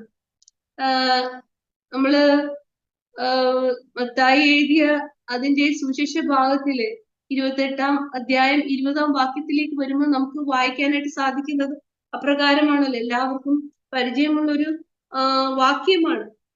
ഞാൻ നിങ്ങളോട് കൽപ്പിച്ചതൊക്കെയും പ്രമാണിപ്പാൻ തക്കവണ്ണം ഉപദേശിച്ചുകൊണ്ട് സകല ജാതികളെയും ശിഷ്യരാക്കിക്കൊള്ളുകയും ഞാനോ ലോകാവസാനത്തോളം എല്ലാ നാളും നിങ്ങളോട് കൂടെയുണ്ട് എന്ന് അരുളിച്ചെയ്തു. അപ്പം ഈ ലോക ജീവിതത്തിൽ പ്രതിസന്ധികളും പരീക്ഷണങ്ങളും ഒക്കെ ഒരു ദൈവ പൈതലിനെ സംബന്ധിച്ച് നേരിടേണ്ടി വരുമ്പോഴും, ഒരു കർത്താവിന്റെ വേലയ്ക്ക് വേണ്ടി വിളിക്കപ്പെട്ട മിഷണറി ആയിക്കൊള്ളട്ടെ, അത് ശിഷ്യനായിക്കൊള്ളട്ടെ, അപ്പോസ്തലനായിക്കൊള്ളട്ടെ, ഏതൊരു രീതിയിലുള്ള ശുശ്രൂഷ ചെയ്യുന്ന ഒരു കർത്താവിന്റെ വേലക്കാരത്തിയെ സംബന്ധിച്ച് നമ്മുടെ ഉദ്ദേശം ഇത് മാത്രമേ ഉള്ളൂ. കർത്താവിന്റെ വരുവോളം നമ്മുടെ ജോലി ഇത് മാത്രമാണ്. കർത്താവിന് വേണ്ടി പലരെയും ശിഷ്യരാക്കുക, കർത്താവിലേക്ക് ചിലരെ ആദായപ്പെടുത്തുക, സുവിശേഷം പറയുക. സുവിശേഷം എന്നത് ഇത്ര മാത്രമേ ഉള്ളൂ. കർത്താവ് ഈ ലോകത്തിലേക്ക് വന്നത് നഷ്ടപ്പെട്ടു കൊണ്ടിരിക്കുന്ന, പാപത്തിൽ ജീവിക്കുന്ന ജീവിതങ്ങൾ, പാപത്തെ കുറിച്ചൊരു ബോധം അവർക്കുണ്ടാകണം. പാപത്തിന് ഒരേ ഒരു വിടുതൽ, ഒരേ ഒരു മാർഗം ഒന്ന് മാത്രമേ ഉള്ളൂ, യേശു കർത്താവിനെ രക്ഷിതാവായി സ്വീകരിക്കുക. ഈ ലോകത്തിൽ ഒന്നിനും ഒരു കാര്യത്തിനും മനുഷ്യന്റെ പാപത്തെ മോചിപ്പിക്കാനായിട്ട് കഴിയില്ല. അതൊക്കെ മനുഷ്യന്റേതായ ആലോചനകളും ചിന്തകളും മനുഷ്യന്റേതായ സിദ്ധാന്തങ്ങളുമാണ്. എന്നാൽ ദൈവത്തിന്റെ ശബ്ദം ആയിരിക്കുന്ന ദൈവത്തിന്റെ വചനം, ബൈബിളിനെ കുറിച്ച് പറയുന്നത് ഇത് ഗോഡ്സ് ബ്രെത്ത് എന്നാണ്, കർത്താവിന്റെ ശ്വാസമാണെന്നാണ് ഒരു വചനം. ഉൽപ്പത്തി മുതൽ വെളിപ്പാട് വരെയുള്ള ദൈവത്തിന്റെ വചനം ലോകത്തോട് വിളിച്ചു പറയുന്നത് ദൈവത്തിന് മനുഷ്യനോടുള്ള സന്ദേശമാണ്. ഇത് വായിക്കുന്ന ഓരോ വ്യക്തിയും ദൈവത്തിന്റെ വചനം രൂപാന്തരപ്പെടുത്തുന്നതാണ്. എന്നെ രൂപാന്തരപ്പെടുത്തിയത് ഈ ദൈവത്തിന്റെ വചനമാണ്, വേറെ ഒന്നുമല്ല. ഈ പ്രതിസന്ധികളുടെ മധ്യത്തിൽ എന്നെ നിലനിർത്തിയത് ദൈവത്തിന്റെ വചനമാണ്. ആ ദൈവത്തിന്റെ വചനം ജീവനും ചൈതന്യവും നൽകുന്നതാണ്. എന്റെ ഹസ്ബൻഡ് മരിച്ചതിന് ശേഷം ഞാൻ എന്റെ ഭവനത്തിൽ നിസ്സഹായിരിക്കുമ്പോൾ എന്നോട് സംസാരിച്ചതും എന്നെ ബലപ്പെടുത്തിയതും ഈ ജീവനുള്ള വചനമാണ്. ഈ ജീവനുള്ള വചനം, അത് ദൈവത്തിന്റെ വചനം എന്ന് പറയുന്നത് കർത്താവാണ് ദൈവത്തിന്റെ വചനം എന്ന് പറയുന്നത്. ആ വചനം ജീവനുള്ള വചനമാണ്. നമ്മുടെ ഉള്ളിൽ അത് വസിക്കുന്നു. കർത്താവിന്റെ വചനം നമ്മുടെ ഉള്ളിൽ വസിക്കുന്നു, ആത്മാവായിട്ട് വസിക്കുന്നു. ആ ആത്മാവ് ചൈതന്യം നൽകുന്നതാണ്, ജീവൻ നൽകുന്നതാണ്. അപ്പം വൃദ്ധാവസ്ഥയിൽ ഇരിക്കുന്ന വ്യക്തിയുടെ ഉള്ളിൽ ചൈതന്യം നൽകുവാൻ ദൈവത്തിന്റെ വചനത്തിൽ സാധിക്കും. ഞാൻ അത് ഈ നാളുകളിൽ അനുഭവിച്ചുകൊണ്ടിരിക്കുന്നു. എല്ലാ ദിവസവും ദൈവത്തിന്റെ വചനം പ്രാപിച്ചുകൊണ്ടാണ് ഞാൻ ഓരോ ദിവസവും ജീവിക്കുന്നത്. എന്റെ ഉള്ളിലുള്ള ബലവും ശക്തിയും ദൈവത്തിന്റെ വചനം കേൾക്കുന്നത് കൊണ്ടാണ്. ഞാൻ എപ്പോഴും ദൈവത്തിന്റെ വചനത്തിൽ ആശ്രയിക്കുന്നത്, വായിക്കുകയും ഗ്രഹിക്കുകയും അത് ഞാൻ ദൈവദാസന്മാരെ കൂടെ ദൈവമക്കളിൽ കൂടെ കേൾക്കുകയൊക്കെ ചെയ്യുന്നതുകൊണ്ടാണ് ഞാൻ ഈ പ്രതിസന്ധികളൊക്കെ അതിജീവിക്കാനായിട്ട് ഇടയായത്. അപ്പം പിന്നെ മുന്നോട്ടുള്ള ജീവിതം എങ്ങനെയായിത്തീരും എന്നുള്ളൊരു ചോദ്യമാണ്. എന്റെ ജീവിതം എങ്ങനെയായിത്തീരും? ആരെന്നെ കരുതും? ആരെന്നെ മുന്നോട്ട് നയിക്കും? ഒരു വിധവയായ സ്ത്രീക്ക് ഉണ്ടാവുന്ന ആദ്യത്തെ ചിന്തയാണ്, ഇനി ആശ്രയം ആരാണ്? മുന്നോട്ട് ആരാണ് എന്റെ ജീവിതം നടത്താൻ പോകുന്നത്? എന്റെ പ്രിയൻ ആരാണ്? എന്റെ കാന്തൻ ആരാണ്? അപ്പം കർത്താവ് എന്റെ കാന്തനായിട്ടും പ്രിയനായിട്ടും എന്റെ ജീവിതത്തിലേക്ക് കടന്നു വരുവാനായിട്ട് ഇടയായി. എന്റെ ആദ്യ സ്നേഹം, എനിക്ക് നഷ്ടപ്പെട്ട ആ ആദ്യ സ്നേഹത്തിലേക്ക് കർത്താവിനെ നടത്തിക്കൊണ്ടിരിക്കുന്നു. കർത്താവ് എന്നോട് ആലോചന പറഞ്ഞ് കർത്താവിനെ മുന്നോട്ട് നയിക്കുവാനായിട്ട്. ഈ ലോകത്ത് നമുക്കുള്ള പ്രിയന്മാരൊക്കെ നമ്മളെ വിട്ട് കടന്നു പോകും. അതൊക്കെ ശവക്കുഴി വരെ ഉള്ളൂ നമ്മുടെ എല്ലാ ഈ ലോകത്തിലെ ബന്ധങ്ങളും. അത് കഴിഞ്ഞ് അവർക്ക് നമ്മളോടൊപ്പം ആയിരിക്കാനോ നമുക്ക് അവരോടൊപ്പം ആയിരിക്കാനോ കഴിയില്ല. ആ ഒരു വാസ്തവത്തിലേക്ക്, ഒരു ആത്മീയ കാഴ്ചപ്പാടിലേക്ക് ഓരോ ദൈവങ്ങളും കടന്നു വരേണ്ടത് ആവശ്യമാണ്. നമ്മൾ ആരെങ്കിലും വേർപാടിന്റെ ദുഃഖത്തിൽ കൂടെ കടന്നു പോകുന്നെങ്കിൽ എനിക്ക് പറയാനുള്ള ആശ്വാസ വചനം ഇത്ര മാത്രമാണ്. ആ ഒരു അവസ്ഥയിലും നമ്മുടെ കൈപിടിച്ച് നടത്തുന്ന നാഥൻ കർത്താവാണ്. നമ്മുടെ പ്രിയരിലും എല്ലാ പ്രിയരിലും പ്രിയനായ കർത്താവ് നമ്മളെ കൈവിടത്തില്ല. കർത്താവ് അതിശയകരമായ അത്ഭുതകരമായ വഴി നടത്തുന്നു. അപ്പൊ നിങ്ങളൊക്കെ എന്നോട് ചോദിക്കുമായിരിക്കും, വടക്കേണ്ടിയിലെ മിനിസ്ട്രി ഇപ്പൊ എങ്ങനെ പോകുന്നു, സഹോദരി എങ്ങനെയാണ് ജീവിക്കുന്നത്? കർത്താവ് അത് മുന്നോട്ട് കൊണ്ടുപോകാനുള്ള ബലം എനിക്ക് നൽകുന്നു. എന്റെ ഹസ്ബൻഡ് ചെയ്തുകൊണ്ടിരുന്ന ആ മിനിസ്ട്രി മുന്നോട്ട് ചെയ്യാൻ കർത്താവ് എന്നെ ബലപ്പെടുത്തിക്കൊണ്ടിരിക്കുന്നു. അതിന് എനിക്ക് കൃപ നൽകുന്നു.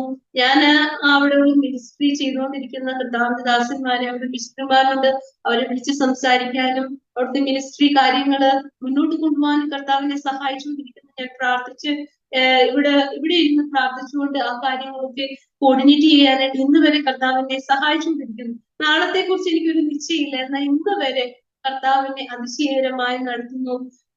ഞാനിപ്പോൾ ആയിരിക്കുന്നത് കീഴിലത്ത് പെരുമ്പാവൂര് പെനിയൽ ബൈബിൾ സെമിനാരിയിലാണ്. അവിടെ ഞാൻ MD സെക്കൻഡ് ഇയർ ചെയ്തുകൊണ്ടിരിക്കുന്നു. അതും അത്ഭുതകരമായിട്ടാണ് കർത്താവിനെ ഇവിടെ കൊണ്ടുവന്നത്.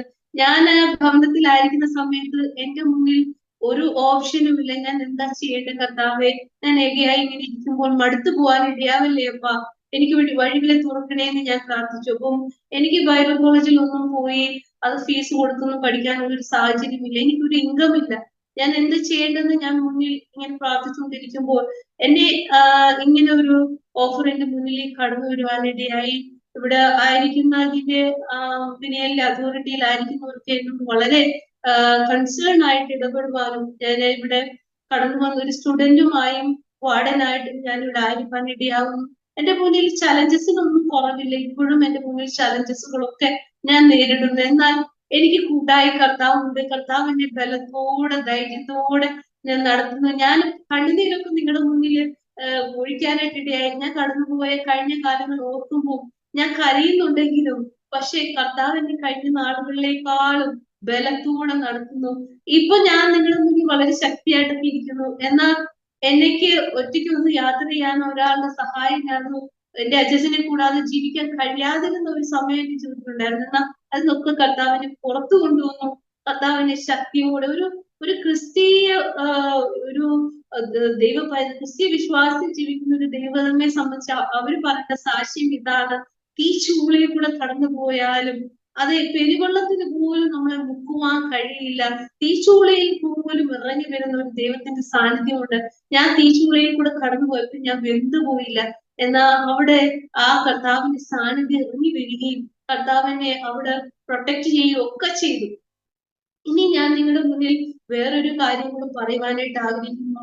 എന്റെ കുഞ്ഞിനെ കൊണ്ട് ഞാൻ ഇവിടെ കടന്നു വരുമ്പോൾ അവൻ +2 കഴിഞ്ഞ് ഇവിടെ കടന്നു വന്നപ്പോൾ മുന്നോട്ട് അവൻ എന്ത് പഠിക്കാനായിട്ട് പോകണം, എങ്ങനെ ആയിത്തീരും ഒക്കെ ഞാൻ പറഞ്ഞിട്ടുണ്ട്. ഈ കുഞ്ഞ് വളരെ ഹാർഡ് വർക്കിംഗ് ആണ്, വളരെ പഠിക്കുന്ന കുട്ടിയാണ്. ഞങ്ങള് വടക്കിന്ത്യയിലായിരിക്കുമ്പോൾ അവനെ നല്ല സ്കൂളിൽ വിടാനും നല്ല രീതിയിൽ വളർത്താൻ, മറ്റു കുട്ടികളൊക്കെ നല്ല വസ്ത്രം ധരിച്ച് ടിപ്ടോപ്പായിട്ടൊക്കെ പോകുമ്പോൾ എന്റെ കുഞ്ഞിന് 1-2 വസ്ത്രമൊക്കെ ഞങ്ങള് വാങ്ങിച്ചു കൊടുക്കാനായിട്ട് അതിനുവേണ്ടി അതിന്റെ രീതിയിലൊന്നും ഞങ്ങൾ പോയില്ല. ഞങ്ങൾ വളരെ സിമ്പിൾ ആയിട്ടാണ് അവിടെ ഒക്കെ ജീവിച്ചിരുന്നത്. അപ്പം മറ്റു കുട്ടികളുടെ മുന്നിലൊക്കെ എന്റെ കുഞ്ഞ് പലപ്പോഴും പരിഹസിക്കപ്പെടേണ്ട അവസ്ഥകളൊക്കെ ഉണ്ടായിട്ടുണ്ട്. അപ്പൊ ഞാൻ പറയും, ഇവനെ നമുക്ക് ഈ സെക്കുലർ ആയിട്ടുള്ള ഒരു രീതിയിൽ ജീവിക്കാനോ അതിന്റെ വഴി പോകാനോ വഴിയില്ലെന്നിട്ടില്ല. എന്നാൽ നമ്മൾ കർത്താവിന്റെ വേദിക്ക് വേണ്ടി ഇറങ്ങി തിരിച്ചവരാണ്. നമുക്ക് ഒരുക്കിയിരിക്കുന്ന രാജ്യം ഇവിടെ അല്ല. കർത്താവ് നമുക്ക് വേണ്ടി ഒരുക്കിയിരിക്കുന്ന ഒരു സ്വർഗീയമായ രാജ്യമാണ്. അതിന്റെ പ്രത്യാശയിലാണ് നമ്മൾ ജീവിക്കുന്നത് എന്ന് ഞാൻ കുഞ്ഞിനോട് പറയുമായിരുന്നു. ഇവിടെ കടന്നു വന്നപ്പം ഞാൻ ചിന്തിച്ചു എന്റെ കുഞ്ഞിനെ എങ്ങനെ മുന്നോട്ട് വളർത്തും, എങ്ങനെ കാര്യങ്ങൾ നടത്തും. അപ്പൊ ഇവന്റെ ആഗ്രഹം ഒരു മിഷണറി ഡോക്ടറായി തീരണം എന്നുള്ളതായിരുന്നു. അപ്പം ഞാൻ എപ്പോഴും പറയും, മോനെ നീ നന്നായി പഠിക്കുക, നന്നായി ക്ലാസ്സിൽ എപ്പോഴും അവൻ ടോപ്പായിരുന്നു. ക്ലാസ്സിൽ എപ്പോഴും ടോപ്പായിരുന്നെങ്കിലും നാട്ടിൽ വന്ന് ഇവന് ഇവിടെ എൻട്രൻസിന്, മെഡിക്കൽ എൻട്രൻസിനുള്ള അഡ്മിഷൻ ഇവിടെ എടുക്കുമ്പോൾ അവന്റെ കൂടെ പഠിക്കുന്ന കുട്ടികളുടെ മുന്നിലൊക്കെ അവൻ ഒന്നുമില്ലായിരുന്നു. കാരണം വടക്കേന്ത്യയിലൊക്കെ അവിടുത്തെ കുട്ടികളോടൊക്കെ ഒരുമിച്ച് അവന് കോമ്പറ്റേറ്റ് ചെയ്ത് നിൽക്കാമായിരുന്നു. ഇവിടെ വന്ന് കഴിഞ്ഞപ്പോൾ അവന്റെ സ്റ്റഡീസ് ലെവൽ വളരെ പുവറാണെന്ന് അവന് മനസ്സിലാവാനായിട്ട് ഇടയായി. അവന് മെഡിക്കൽ എൻട്രൻസ് പാസ്സാകാനുള്ള ഒരു യോഗ്യതയും ഇല്ലെന്ന് കുഞ്ഞിന് മനസ്സിലാവാനായിട്ട് ഇടയായി. അപ്പം മോനോട് പറഞ്ഞു, മമ്മി എന്നെ കൊണ്ട് ഇത് കഴിയുമെന്ന് തോന്നുന്നില്ല, ഞാൻ എന്ത് ചെയ്യും എന്ന് കുഞ്ഞ് പറയാനിടയായി. അവന് സപ്പോർട്ടീവായിട്ട് അവന്റെ ഡാഡി ഇല്ല. അപ്പം ഞാൻ പറഞ്ഞു, മോനെ നിന്നെ വഴി നടത്തിയത് നിന്റെ ഹെവൻലി ഫാദർ ആണ്. നിന്റെ സ്വർഗത്തിലെ അപ്പച്ചൻ മരിച്ചു പോയിട്ടില്ല. സ്വർഗത്തിലെ അപ്പച്ചൻ നിന്നെ വഴി നടത്തും, നിന്നെ കൂടെ നടത്തും. ഞാനും ഈ ലോകത്തിൽ എത്ര കാലം ഉണ്ടാവും എന്ന് എനിക്കറിയത്തില്ല. കർത്താവ് എനിക്ക് തരുന്ന ആയുസ്സേ എനിക്ക് ഭൂമി ജീവിക്കാൻ കഴിയുള്ളൂ. എന്നാൽ നിന്റെ അപ്പച്ചൻ നിന്റെ കൂടെ എപ്പോഴും ഉണ്ട്. നിന്റെ കർത്താവ് നിനക്ക് അപ്പനും അമ്മയുമാണ്, എല്ലാമാണ്, നിന്റെ കൂട്ടുകാരനാണ്. നിനക്ക് എപ്പോഴും കർത്താവിന്റെ സ്ഥാനത്തെ അനുഭവിക്കാൻ കഴിയുമെന്ന് പറഞ്ഞു. അങ്ങനെ ഈ കുഞ്ഞിനെ ഞങ്ങൾ പഠിക്കുവാനായിട്ട് എൻട്രൻസ് പഠിക്കുമ്പോൾ കോച്ചിങ് സെന്ററിൽ കൊണ്ടുവിടുമ്പോൾ ഞങ്ങൾക്ക് ഒരു പ്രതീക്ഷയും ഇല്ലായിരുന്നു ഇങ്ങനെ മെഡിക്കൽ എൻട്രൻസ് ലഭിക്കുമെന്ന്. എന്നാൽ ഈ 2023 മെഡിക്കൽ എൻട്രൻസിൽ എന്റെ കുഞ്ഞിന് മെറിറ്റിൽ പാസ്സാകാനും അവന് മെഡിക്കൽ എൻട്രൻസിന് അവന് അഡ്മിഷൻ ലഭിക്കാനായിട്ട് ഞാൻ എന്തുകൊണ്ട് ഇത് പറയുമെന്ന് പറഞ്ഞ ദൈവമക്കളെ നിങ്ങൾ മനസ്സിലാക്കണം. ഒരു മിഷണറിയുടെയും ഒരു പാസ്റ്ററുടെയും ഒക്കെ മക്കൾക്കൊന്നും ഈ നിലവാരത്തിലേക്കൊന്നും ആഗ്രഹിക്കാനോ ചിന്തിക്കാനോ കഴിയില്ല. എന്നാൽ എന്റെ കുഞ്ഞിനെ കർത്താവ് ഓർഡർ ചെയ്തെന്നുള്ളതാ. ഞാൻ സഹായമായിട്ട് പലരിൽ നിന്നും ഞാൻ ചിന്തിച്ചു, പലരൊക്കെ എനിക്ക് വരുമെന്ന്. എന്നാൽ ഞാൻ പ്രതീക്ഷ കരങ്ങളൊന്നും എനിക്ക് സഹായമായിട്ട് വന്നില്ല. എന്നാൽ കർത്താവ് എനിക്ക് വേണ്ടി, എന്റെ കുഞ്ഞിന് വേണ്ടി അത്ഭുതകരമായ ചില വഴികളെ ഒരുക്കിയെന്നുള്ളതാണ്. അപ്പം നമ്മൾ ചിന്തിക്കുന്നത് പോലെയല്ല കർത്താവ് പ്രവർത്തിക്കുന്നത്. അതുകൊണ്ട് ചില കാലങ്ങളിലൊക്കെ ചിലരൊക്കെ ദൈവം നമ്മുടെ ജീവിതത്തിൽ സഹായമായിട്ട് നിർത്തും. അപ്പൊ അവരൊക്കെ നമ്മളിൽ നിന്ന് മാറിക്കുമ്പോൾ നമ്മള് നിരാശപ്പെടേണ്ട കാര്യമില്ല. കർത്താവ് വേറെ ചില വഴികൾ നമുക്ക് വേണ്ടി തുറന്നിട്ടാണ് വേറെ ചില വഴികൾ നമ്മുടെ മുന്നിൽ അടയപ്പെടുന്നത്. അതുകൊണ്ട് നിരാശപ്പെടേണ്ട കാര്യമില്ല. കർത്താവ് എന്റെ മകന് വേണ്ടി അത്ഭുതകരമായ വഴികളെ തുറന്നെന്നുള്ളതാണ്. അങ്ങനെ അവന് ഗവൺമെന്റ് മെഡിക്കൽ കോളേജില് MBBS അഡ്മിഷൻ ലഭിക്കാനും കുഞ്ഞ് പഠിക്കുവാനായിട്ട് കടന്നു പോകാനായിട്ട് ഇടയായി. ഞാൻ എപ്പോഴും അവനെ വിളിക്കുമ്പോൾ ഞാൻ പറയും, മോനെ ഇത് കർത്താവ് നിനക്ക് തന്ന പ്രിവിലേജ് ആണ്. നിന്റെ കഴിവ് കൊണ്ടല്ല, നിന്റെ ഡാഡിയുടെയും മമ്മിയുടെയും കഴിവ് കൊണ്ടല്ല, ആരുടെയും കഴിവ് കൊണ്ടല്ല. കർത്താവ് നിനക്ക് തരുന്ന ഈ ലോകത്തിൽ ദൈവം നിന്നെ ആദരിക്കുമ്പോൾ, കർത്താവ് നിന്നെ ഉയർത്തുമ്പോൾ, നിനക്ക് ലഭിക്കുന്ന ആ വസ്തുക്കളിലൊക്കെ നീ കടന്നുപോയ സാഹചര്യങ്ങളിൽ കൂടെ കടന്നുപോയവരെ കാണുമ്പോൾ അവരോട് ദയവ കാണിക്കണം, കരുണ കാണിക്കണം, അവരെ നീ സഹായിക്കണം എന്നൊക്കെ ഞാൻ അവനോട് എപ്പോഴും പറഞ്ഞു കൊടുക്കുകയും ഓർമ്മിപ്പിക്കുകയും ചെയ്യുന്നുണ്ട്. അവനൊരു മിഷണറി ഡോക്ടറായി എന്നാണ് ഞങ്ങൾ ആഗ്രഹിച്ചുകൊണ്ട് അവന്റെ ഡാഡിയുടെയും ആഗ്രഹം അതായിരുന്നു. അപ്പം ഞാൻ വളരെ സന്തോഷത്തോടെ ഇന്നായിരിക്കുന്നു. കർത്താവ് ഈ ഭൂമിയിൽ നൽകുന്ന ആയുസ്സൊക്കെയും കർത്താവിന്റെ നാമത്തിനായി ജീവിക്കണം എന്ന് ആഗ്രഹിക്കുന്നു. എന്നെ ആന്റി ഈ പ്രകാരം സാക്ഷ്യം പറയാനായിട്ട് വിളിച്ചപ്പോൾ ഞാൻ ഒരു തടസ്സവും പറയാതെ ഞാൻ വന്നത് എന്തുകൊണ്ടെന്നാൽ എനിക്ക് എവിടെ കർത്താവിനെ സാക്ഷിക്കാനായിട്ട് ലഭിക്കുവോ അവിടെ ഒക്കെ ഞാൻ പോയി കർത്താവിനെ സാക്ഷിക്കുവാനായിട്ട് ആഗ്രഹിക്കുന്നു. എന്റെ സാക്ഷ്യം എത്ര പേരെ ടച്ച് ചെയ്തു, എത്ര പേർക്ക് ആശ്വാസം നൽകി, എത്ര പേർക്ക് ബലം നൽകിയെന്ന് എനിക്കറിയില്ല. എന്നാൽ ചിലരൊക്കെ എന്റെ സാക്ഷ്യം ടച്ച് ചെയ്തു, ചിലർക്കൊക്കെ വിടുതലായി തീരുന്നു എന്ന് ഞാൻ വിശ്വസിക്കുന്നു. എന്റെ വാക്കുകളൊക്കെ നിങ്ങൾക്ക് ബലമായി തീരുന്നു എന്ന് ഞാൻ വിശ്വസിക്കുന്നു. ഞാനിപ്പോൾ ആയിരിക്കുന്ന അവസ്ഥയിൽ എനിക്ക് കർത്താവ് ഒരു കുറവുകളും വരുത്തിയിട്ടില്ല. കർത്താവ് ഒന്നിനും ഞാനിപ്പോൾ ആയിരിക്കുന്നത് എനിക്ക് കഴിക്കാൻ ആഹാരം ലഭിക്കുന്നുണ്ട്. എനിക്ക് ജീവിതത്തിന് വേണ്ടുന്ന എല്ലാ കാര്യങ്ങളും കർത്താവ് അന്നന്നത്തേക്കുള്ളും കർത്താവ് നൽകുന്നുണ്ട്. അനാഥർക്കും വിധവമാർക്കും ന്യായപാലനം ചെയ്യുന്ന കർത്താവ്, അവർക്ക് അപ്പനായിരിക്കുന്ന കാന്തനായിരിക്കുന്ന കർത്താവ്, അതൊരു ഭയങ്കര പ്രിവിലേജാ ദൈവമക്കളെ. നിങ്ങൾ ചിന്തിക്കും, ഈ അബാൻഡൻ ആയിട്ടുള്ള ഉപേക്ഷിക്കപ്പെട്ടവര് അവരൊക്കെ എങ്ങനെ ജീവിക്കുന്നു. പക്ഷേ കർത്താവാണ് നമ്മുടെ ആശ്രയം എങ്കിലുണ്ടല്ലോ, കർത്താവാണ് നമ്മളെ എടുക്കുന്നെങ്കിൽ അത് ഒന്നിനും കുറവില്ലാതെ നമ്മൾ കാണുന്ന സരേപാത്തിലെ വിധവയുടെ എണ്ണപാത്രം നിറഞ്ഞു കവിയണ പോലെ ഒരു നിറവിന്റെ അനുഭവത്തിലേക്കാണ് ദൈവം നമ്മളെ നടത്തുന്നത്. പക്ഷെ നമ്മുടെ ആശ്രയം കർത്താവായിരിക്കണം. നമ്മൾ മനുഷ്യന്റെ മുഖത്ത് നോക്കരുത്. നമ്മുടെ രാത്രി മുഴുവനും കണ്ണുനീര് മുഴുവനും പകരപ്പെടേണ്ട കർത്താവിന്റെ സന്നിധിയിലാണ്. ആ തുരുത്തിയില് എപ്പോഴും ഈ കണ്ണുനീരെന്നുള്ള എണ്ണം നിറച്ചുകൊണ്ടിരിക്കണം.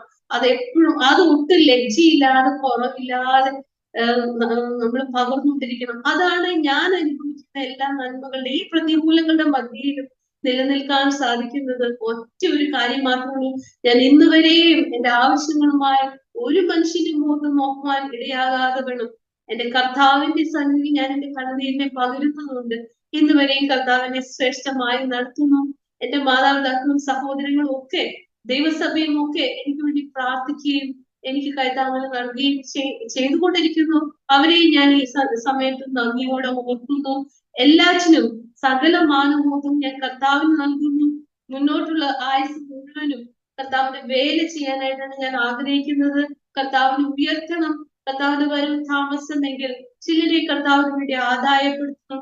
എന്നെ പോലെ കഷ്ടങ്ങളും പ്രയാസങ്ങളും അനുഭവിക്കുന്ന ചില സഹോദരിമാർക്ക്, ജീവിതങ്ങൾക്ക് ഞാൻ ആശ്വാസമായി തീരണം. എന്താണ് ദൈവം എന്നെ കുറിച്ച് ആഗ്രഹിക്കുന്നത്, എന്റെ ജീവിതത്തെ കുറിച്ച് കർത്താവ് ആഗ്രഹിക്കുന്നത്? അതിനുവേണ്ടി ഞാൻ സമ്പൂർണമായി ദൈവസന്നിധിയിൽ എന്നെ തന്നെ സമർപ്പിച്ചുകൊണ്ട് ഓരോ ദിവസവും ജീവിക്കുന്നു. അതുകൊണ്ട് എന്റെ സാക്ഷ്യം ഞാൻ ഇവിടെ നിർത്തട്ടെ. ഞാൻ പ്രാർത്ഥിച്ച് എന്റെ സാക്ഷ്യം ഇവിടെ നിർത്തുവാനായിട്ട് ആഗ്രഹിക്കുന്നു. നമുക്ക് ഒരുമിച്ച് നമ്മുടെ തലകളെ വണക്കാം, നമുക്ക് പ്രാർത്ഥിക്കാം, ഒരുമിച്ച് ദൈവസന്നിധി നമ്മളെ തന്നെ സമർപ്പിക്കാം. എന്റെ സാക്ഷ്യം നിങ്ങളുടെ ജീവിതത്തിന് അത് പ്രചോദനമായി തീരട്ടെ, ബലമായി തീരട്ടെ. ദൈവജനത്തിൽ ഇപ്രകാരം നാം വായിക്കുന്നുണ്ടല്ലോ, യാക്കോബിന്റെ ലേഖനം അതിന്റെ 1-ാം അധ്യായം 12-ാം വാക്യം, പരീക്ഷ സഹിക്കുന്ന മനുഷ്യൻ ഭാഗ്യവാൻ, അവൻ കൊള്ളാവനായി തെളിഞ്ഞ ശേഷം കർത്താവ് തന്നെ സ്നേഹിക്കുന്നവർക്ക് വാഗ്ദത്തം ചെയ്ത ജീവകിരീടം പ്രാപിക്കും. അപ്പൊ നമുക്ക് ഇവിടെ ഒരു മാനവും മഹത്വം ലഭിച്ചില്ലെങ്കിലും നമ്മളെ ഇവിടെ ആരും വിളിച്ച് നമ്മൾ അനുഭവിക്കുന്ന കഷ്ടങ്ങൾക്കും പ്രതിസന്ധികൾക്കും നമ്മളെ വിളിച്ച് നമുക്കൊരു കിരീടമൊന്നും ആരും തരത്തില്ല. നമ്മളെ ആളുകൾ മാറ്റി നിർത്തും, പറയും ഓ എല്ലാം നഷ്ടപ്പെട്ടവളാണ്, അല്ലെങ്കിൽ എല്ലാം പോയി ഇനി മുന്നോട്ടൊന്നും ഇല്ലെന്നായിരിക്കും മനുഷ്യർ നോക്കി നമ്മളെ പറയുന്നത്. പക്ഷെ ദൈവത്തിന്റെ വചനം പറയുന്നത് ഈ പരീക്ഷയൊക്കെ സഹിക്കുന്ന ഭൂമിയിൽ ഇതൊക്കെ സഹിക്കുന്ന മനുഷ്യൻ കൊള്ളാവനായി തീരും. ശരിയാണ്, ഞാനൊരു 1.5 വർഷം മുന്നേ അല്ലെങ്കിൽ ഒരു കുറച്ചു വർഷം മുന്നേ ആയിരുന്ന ഒരു ക്രിസ്റ്റിയല്ല ഞാൻ. എന്റെ കർത്താവ് എന്തോരം മാറ്റി, എന്റെ കാഴ്ചപ്പാടുകൾ മാറി, എന്റെ ചിന്തകൾ മാറി, എന്റെ പ്രാർത്ഥന മാറി, എന്റെ ആ പേഴ്സണാലിറ്റി മാറ്റുവാൻ കർത്താവ് ഇടയാക്കി. അപ്പൊ കർത്താവ് ആഗ്രഹിക്കുന്ന ഇതാണ്, കർത്താവിന് കൊള്ളാവുന്നവരായി നമ്മൾ ഓരോരുത്തരും തീരണം. അതുകൊണ്ട് എന്റെ സാക്ഷ്യത്തിന്റെ ഉള്ളടക്കം ഇതാണ്. കഷ്ടതയിൽ കൂടെ പോകുന്ന നാം ഓരോരുത്തരും ദൈവസന്നിധിയിൽ നമ്മൾ തികഞ്ഞവരായി തീരണം, നമ്മൾ കൊള്ളാവുന്നവരായി തീരണം. സ്വർഗത്തിലെ അപ്പച്ചന്റെ ഒപ്പത്തിൽ ഇരുന്ന് പന്തിഭോജനം കഴിക്കുവാൻ കൊള്ളാവുന്ന രീതിയിൽ നമ്മൾ വിശുദ്ധരായി തീരണം, നമ്മൾ പെർഫെക്റ്റ് ആയി തീരണം. ഇതൊക്കെയാണ് കർത്താവ് നമ്മളെ ഈ പരിശോധനകളിൽ കൂടെ, പരീക്ഷണങ്ങളിൽ കൂടെ ഒക്കെ കടത്തി കർത്താവ് നമ്മളോട് സംസാരിക്കുന്ന കാര്യം അതാണ്. നമുക്ക് പ്രാർത്ഥിക്കാം. കർത്താവേ, Hallelujah, hallelujah. Thank you, Lord. Thank you, Lord. Thank you, Lord. Hallelujah. Thank you, Lord Jesus. Thank you, Lord. കർത്താവേ, നന്ദിയോടെ സ്തോത്രം. ഞങ്ങളെ അതിവാത്സല്യമായി സ്നേഹിക്കുന്ന സ്വർഗ്ഗപിതാവേ, ഈ നല്ല സമയത്തിനായി കർത്താവെ ഞങ്ങൾ അങ്ങേ സ്തുതിക്കുന്നു, വാഴ്ത്തുന്നു. കർത്താവെ, അല്പസമയം ദൈവസന്നിധിയിൽ കർത്താവെ അടിന്റെ സാക്ഷ്യമായി കടന്നു വരുവാൻ അങ്ങ് സഹായിച്ചല്ലോ. അനേക നാളുകൾക്ക് ശേഷമാണ് വീണ്ടും ഞാൻ എന്റെ സാക്ഷ്യം പൊതുജനമധ്യേ പറയുന്നത്. കർത്താവെ, ഈ സാക്ഷ്യം അനേക ജീവിതങ്ങളെ സ്പർശിക്കുവാൻ ഇടയാക്കണമേ. കർത്താവ് ഞങ്ങളോട് കൽപ്പിച്ചത് അതാണല്ലോ. ഞങ്ങളുടെ ജീവിതത്തെ മറ്റുള്ളവരുടെ മുമ്പിൽ സാക്ഷ്യമാക്കാനും ആണല്ലോ. ഞങ്ങളുടെ ജീവിത അനുഭവങ്ങളെ മറ്റുള്ളവരുടെ മുന്നിൽ സാക്ഷ്യമായി വിളംബരം ചെയ്യുവാൻ എന്റെ കർത്താവിനെ ഹല്ലേലൂയ എന്റെ ജീവിതത്തിൽ കൂടെ പറയുവാൻ കർത്താവ് നൽകിയ അവസരത്തിനായി ദൈവത്തെ സ്തുതിക്കുന്നു. കർത്താവെ, നന്ദിയോടെ ദൈവത്തെ സ്തുതിക്കുന്നു. കർത്താവെ, പ്രത്യേകാൽ ബിനാൻഡി ഓർത്ത് പ്രാർത്ഥിക്കുന്നു. കർത്താവ് അത്ഭുതകരമായി അവരെ കർത്താവെ ഈ ശുശ്രൂഷയിൽ, ഈ മാധ്യമത്തിൽ കൂടെയുള്ള ശുശ്രൂഷയിൽ പ്രയോജനപ്പെടുത്തുന്നതിനായി സ്തോത്രം. കർത്താവിന്റെ ദാസിയെ ശക്തമായി കർത്താവ് പ്രയോജനപ്പെടുത്തണം. അനേക ജീവിതങ്ങൾക്ക് ആശ്വാസമാക്കി തീർക്കണം. അനേകരെ എടുത്തുപയോഗിപ്പാൻ ഇപ്രകാരമുള്ള ഒരു പ്ലാറ്റ്ഫോം അനേകരുടെ സാക്ഷ്യമായി അവരെ കൊണ്ടുവരുവാൻ ഒക്കെ വരുന്ന നാളുകൾ കർത്താവിന്റെ ദാസിയെ പ്രയോജനപ്പെടുത്തണം. കർത്താവെ താൻ ചെയ്തുകൊണ്ടിരിക്കുന്ന ശുശ്രൂഷകള്, കർത്താവിന്റെ വേലകളൊക്കെ ഓരോ ദിവസവും മുന്നേറി വരുവാൻ ഒക്കെ കർത്താവ് സഹായിക്കും. ദൈവനാമോഹത്തിനായി ശുശ്രൂഷകളായി തീരുവാൻ ഇടയാക്കണം. കർത്താവെ ഈ മീഡിയയെ കർത്താവ് അല്ലെങ്കിൽ അനേകർക്ക് ആശ്വാസമാക്കി കർത്താവ് തീർക്കണമെന്ന് പ്രാർത്ഥിക്കുന്നു. എന്റെ സാക്ഷ്യം കേൾക്കുന്ന ഓരോ ജീവിതങ്ങളെ കർത്താവ് സഹായിക്കണം, അനുഗ്രഹിക്കണം. അവർ കടന്നു പോകുന്ന പ്രതിസന്ധികളിൽ, രോഗങ്ങളിൽ, കഷ്ടങ്ങളിൽ, വേർപാടുകളുടെ ദുഃഖത്തിലൊക്കെ കർത്താവ് ആശ്വാസകനായി അധ്വാനിക്കുന്നവരും ഭാരം ചുമക്കുന്നവരുമായുള്ളവർ എന്റെ അടുക്കൽ കടന്നു വരും, ഞാൻ നിങ്ങളെ ആശ്വസിപ്പിക്കാം എന്ന് പറഞ്ഞ കർത്താവിന്റെ മുഖം അത് മൃദുവാണ്, അത് ലഘുവാണ്. അത് ഏറ്റെടുത്ത് കർത്താവിനോട് പഠിപ്പാൻ ഈ ദിവസങ്ങളിൽ അനേകരെ കർത്താവ് ഒരുക്കണമേ. നാഥ, അല്പകാലം മാത്രമുള്ള ഈ ലോകത്തിലെ ജീവിതം വേഗം തീരുമെന്നും ഇവിടുത്തെ കഷ്ടങ്ങൾ സാരമില്ലെന്ന് എണ്ണുവാനും കർത്താവ് ഞങ്ങൾക്ക് വേണ്ടി ഒരുക്കിയിരിക്കുന്ന നിത്യമായ ലോകത്തിലേക്ക്, നിത്യമായ ജീവിതത്തിലേക്ക് ഞങ്ങൾ ഏവരും പ്രത്യാശയോടെ പ്രവേശിപ്പാൻ, എല്ലാ കർത്താവിന്റെ വരവ് അത് ഏറിയെങ്കിൽ അതിൽ കർത്താവ് ഞങ്ങൾ ചേർക്കപ്പെടുവാൻ ഒരുക്കമുള്ളവരായ ജീവിതം ഞങ്ങളെ സഹായിക്കണമേ. ഈ ലോകത്തിന്റെ ടെംപ്റ്റേഷനുകളിലൊന്നും ഞങ്ങൾ വശീകരിക്കപ്പെടുവാൻ ഇടയാകാതെ വണ്ണം കർത്താവിന് കൊള്ളാവുന്നവരായി, തികഞ്ഞവരായി ഈ പരീക്ഷയിൽ കൂടെ ഒക്കെ ഞങ്ങൾ ഏറെ ഹല്ലേലൂയ കർത്താവിന് കൊള്ളാവുന്നവരായി തീരുവാൻ ഞങ്ങളെ സഹായിക്കണമെന്ന് പ്രാർത്ഥിക്കുന്നു. ഹല്ലേലൂയ. ഞങ്ങൾ ഏവരെയും ദിവസം സമ്പൂർണ്ണമായി സമർപ്പിക്കുന്ന കർത്താവെ, സകല മാനവമോത്തും കർത്താവ് എടുക്കണം. ഞങ്ങൾക്കായ ജീവൻ നൽകിയ യേശു കർത്താവിന്റെ വിലയേറിയ നാമത്തിൽ അപേക്ഷിക്കുന്ന കൃപയോടെ കേൾക്കുന്നു സ്വർഗീയ പിതാവേ. ആമേൻ. ഹല്ലേലൂയ. Thank you so much. ഞങ്ങളോടൊത്ത് കടന്നു വന്ന് ഈ സാക്ഷ്യം പ്രസ്താവിപ്പാൻ ദൈവം ഇടയാക്കിയതിനായിട്ട് സ്തോത്രം ചെയ്യുന്ന പ്രിയ പ്രേക്ഷകരെ, കർത്താവിന്റെ നാമത്തിന്റെ മഹത്വത്തിന് വേണ്ടി കർത്താവിന്റെ ദാസിയുടെ ജീവിത അനുഭവങ്ങൾ പങ്കിടുവാനിടയായി.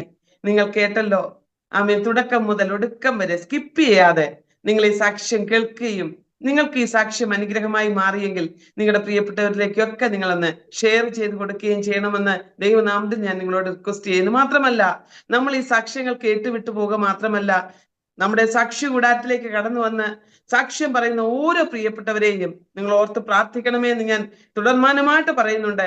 ഇപ്പോഴും അത് തന്നെ ഞാൻ ആവർത്തിക്കുന്നു. കർത്തദാസിയെ ഓർത്ത് പ്രാർത്ഥിക്കണം, മോന്റെ വിദ്യാഭ്യാസം ഓർത്ത് പ്രാർത്ഥിക്കണം. ദൈവം അവരെ ഈ ദിവസങ്ങളിൽ പിന്നെയും അതിശക്തമായി കരങ്ങളിൽ വഹിക്കട്ടെ എന്ന് ഞാൻ ആഗ്രഹിക്കുകയും പ്രാർത്ഥിക്കുകയും ചെയ്യുന്നു. കർത്താവിന്റെ നാമത്തിന്റെ മഹത്വത്തിന് വേണ്ടി ഇന്ന് കർത്താവിന്റെ ദാസിയുടെ സാക്ഷ്യങ്ങൾക്ക് ഇടയാക്കിയതിനായിട്ട് നന്ദി പറഞ്ഞുകൊണ്ട് കർത്താവ് എല്ലാവരെയും ധാരാളമായിട്ട് അനുഗ്രഹിക്കട്ടെ. God bless you all. മറാനാഥ.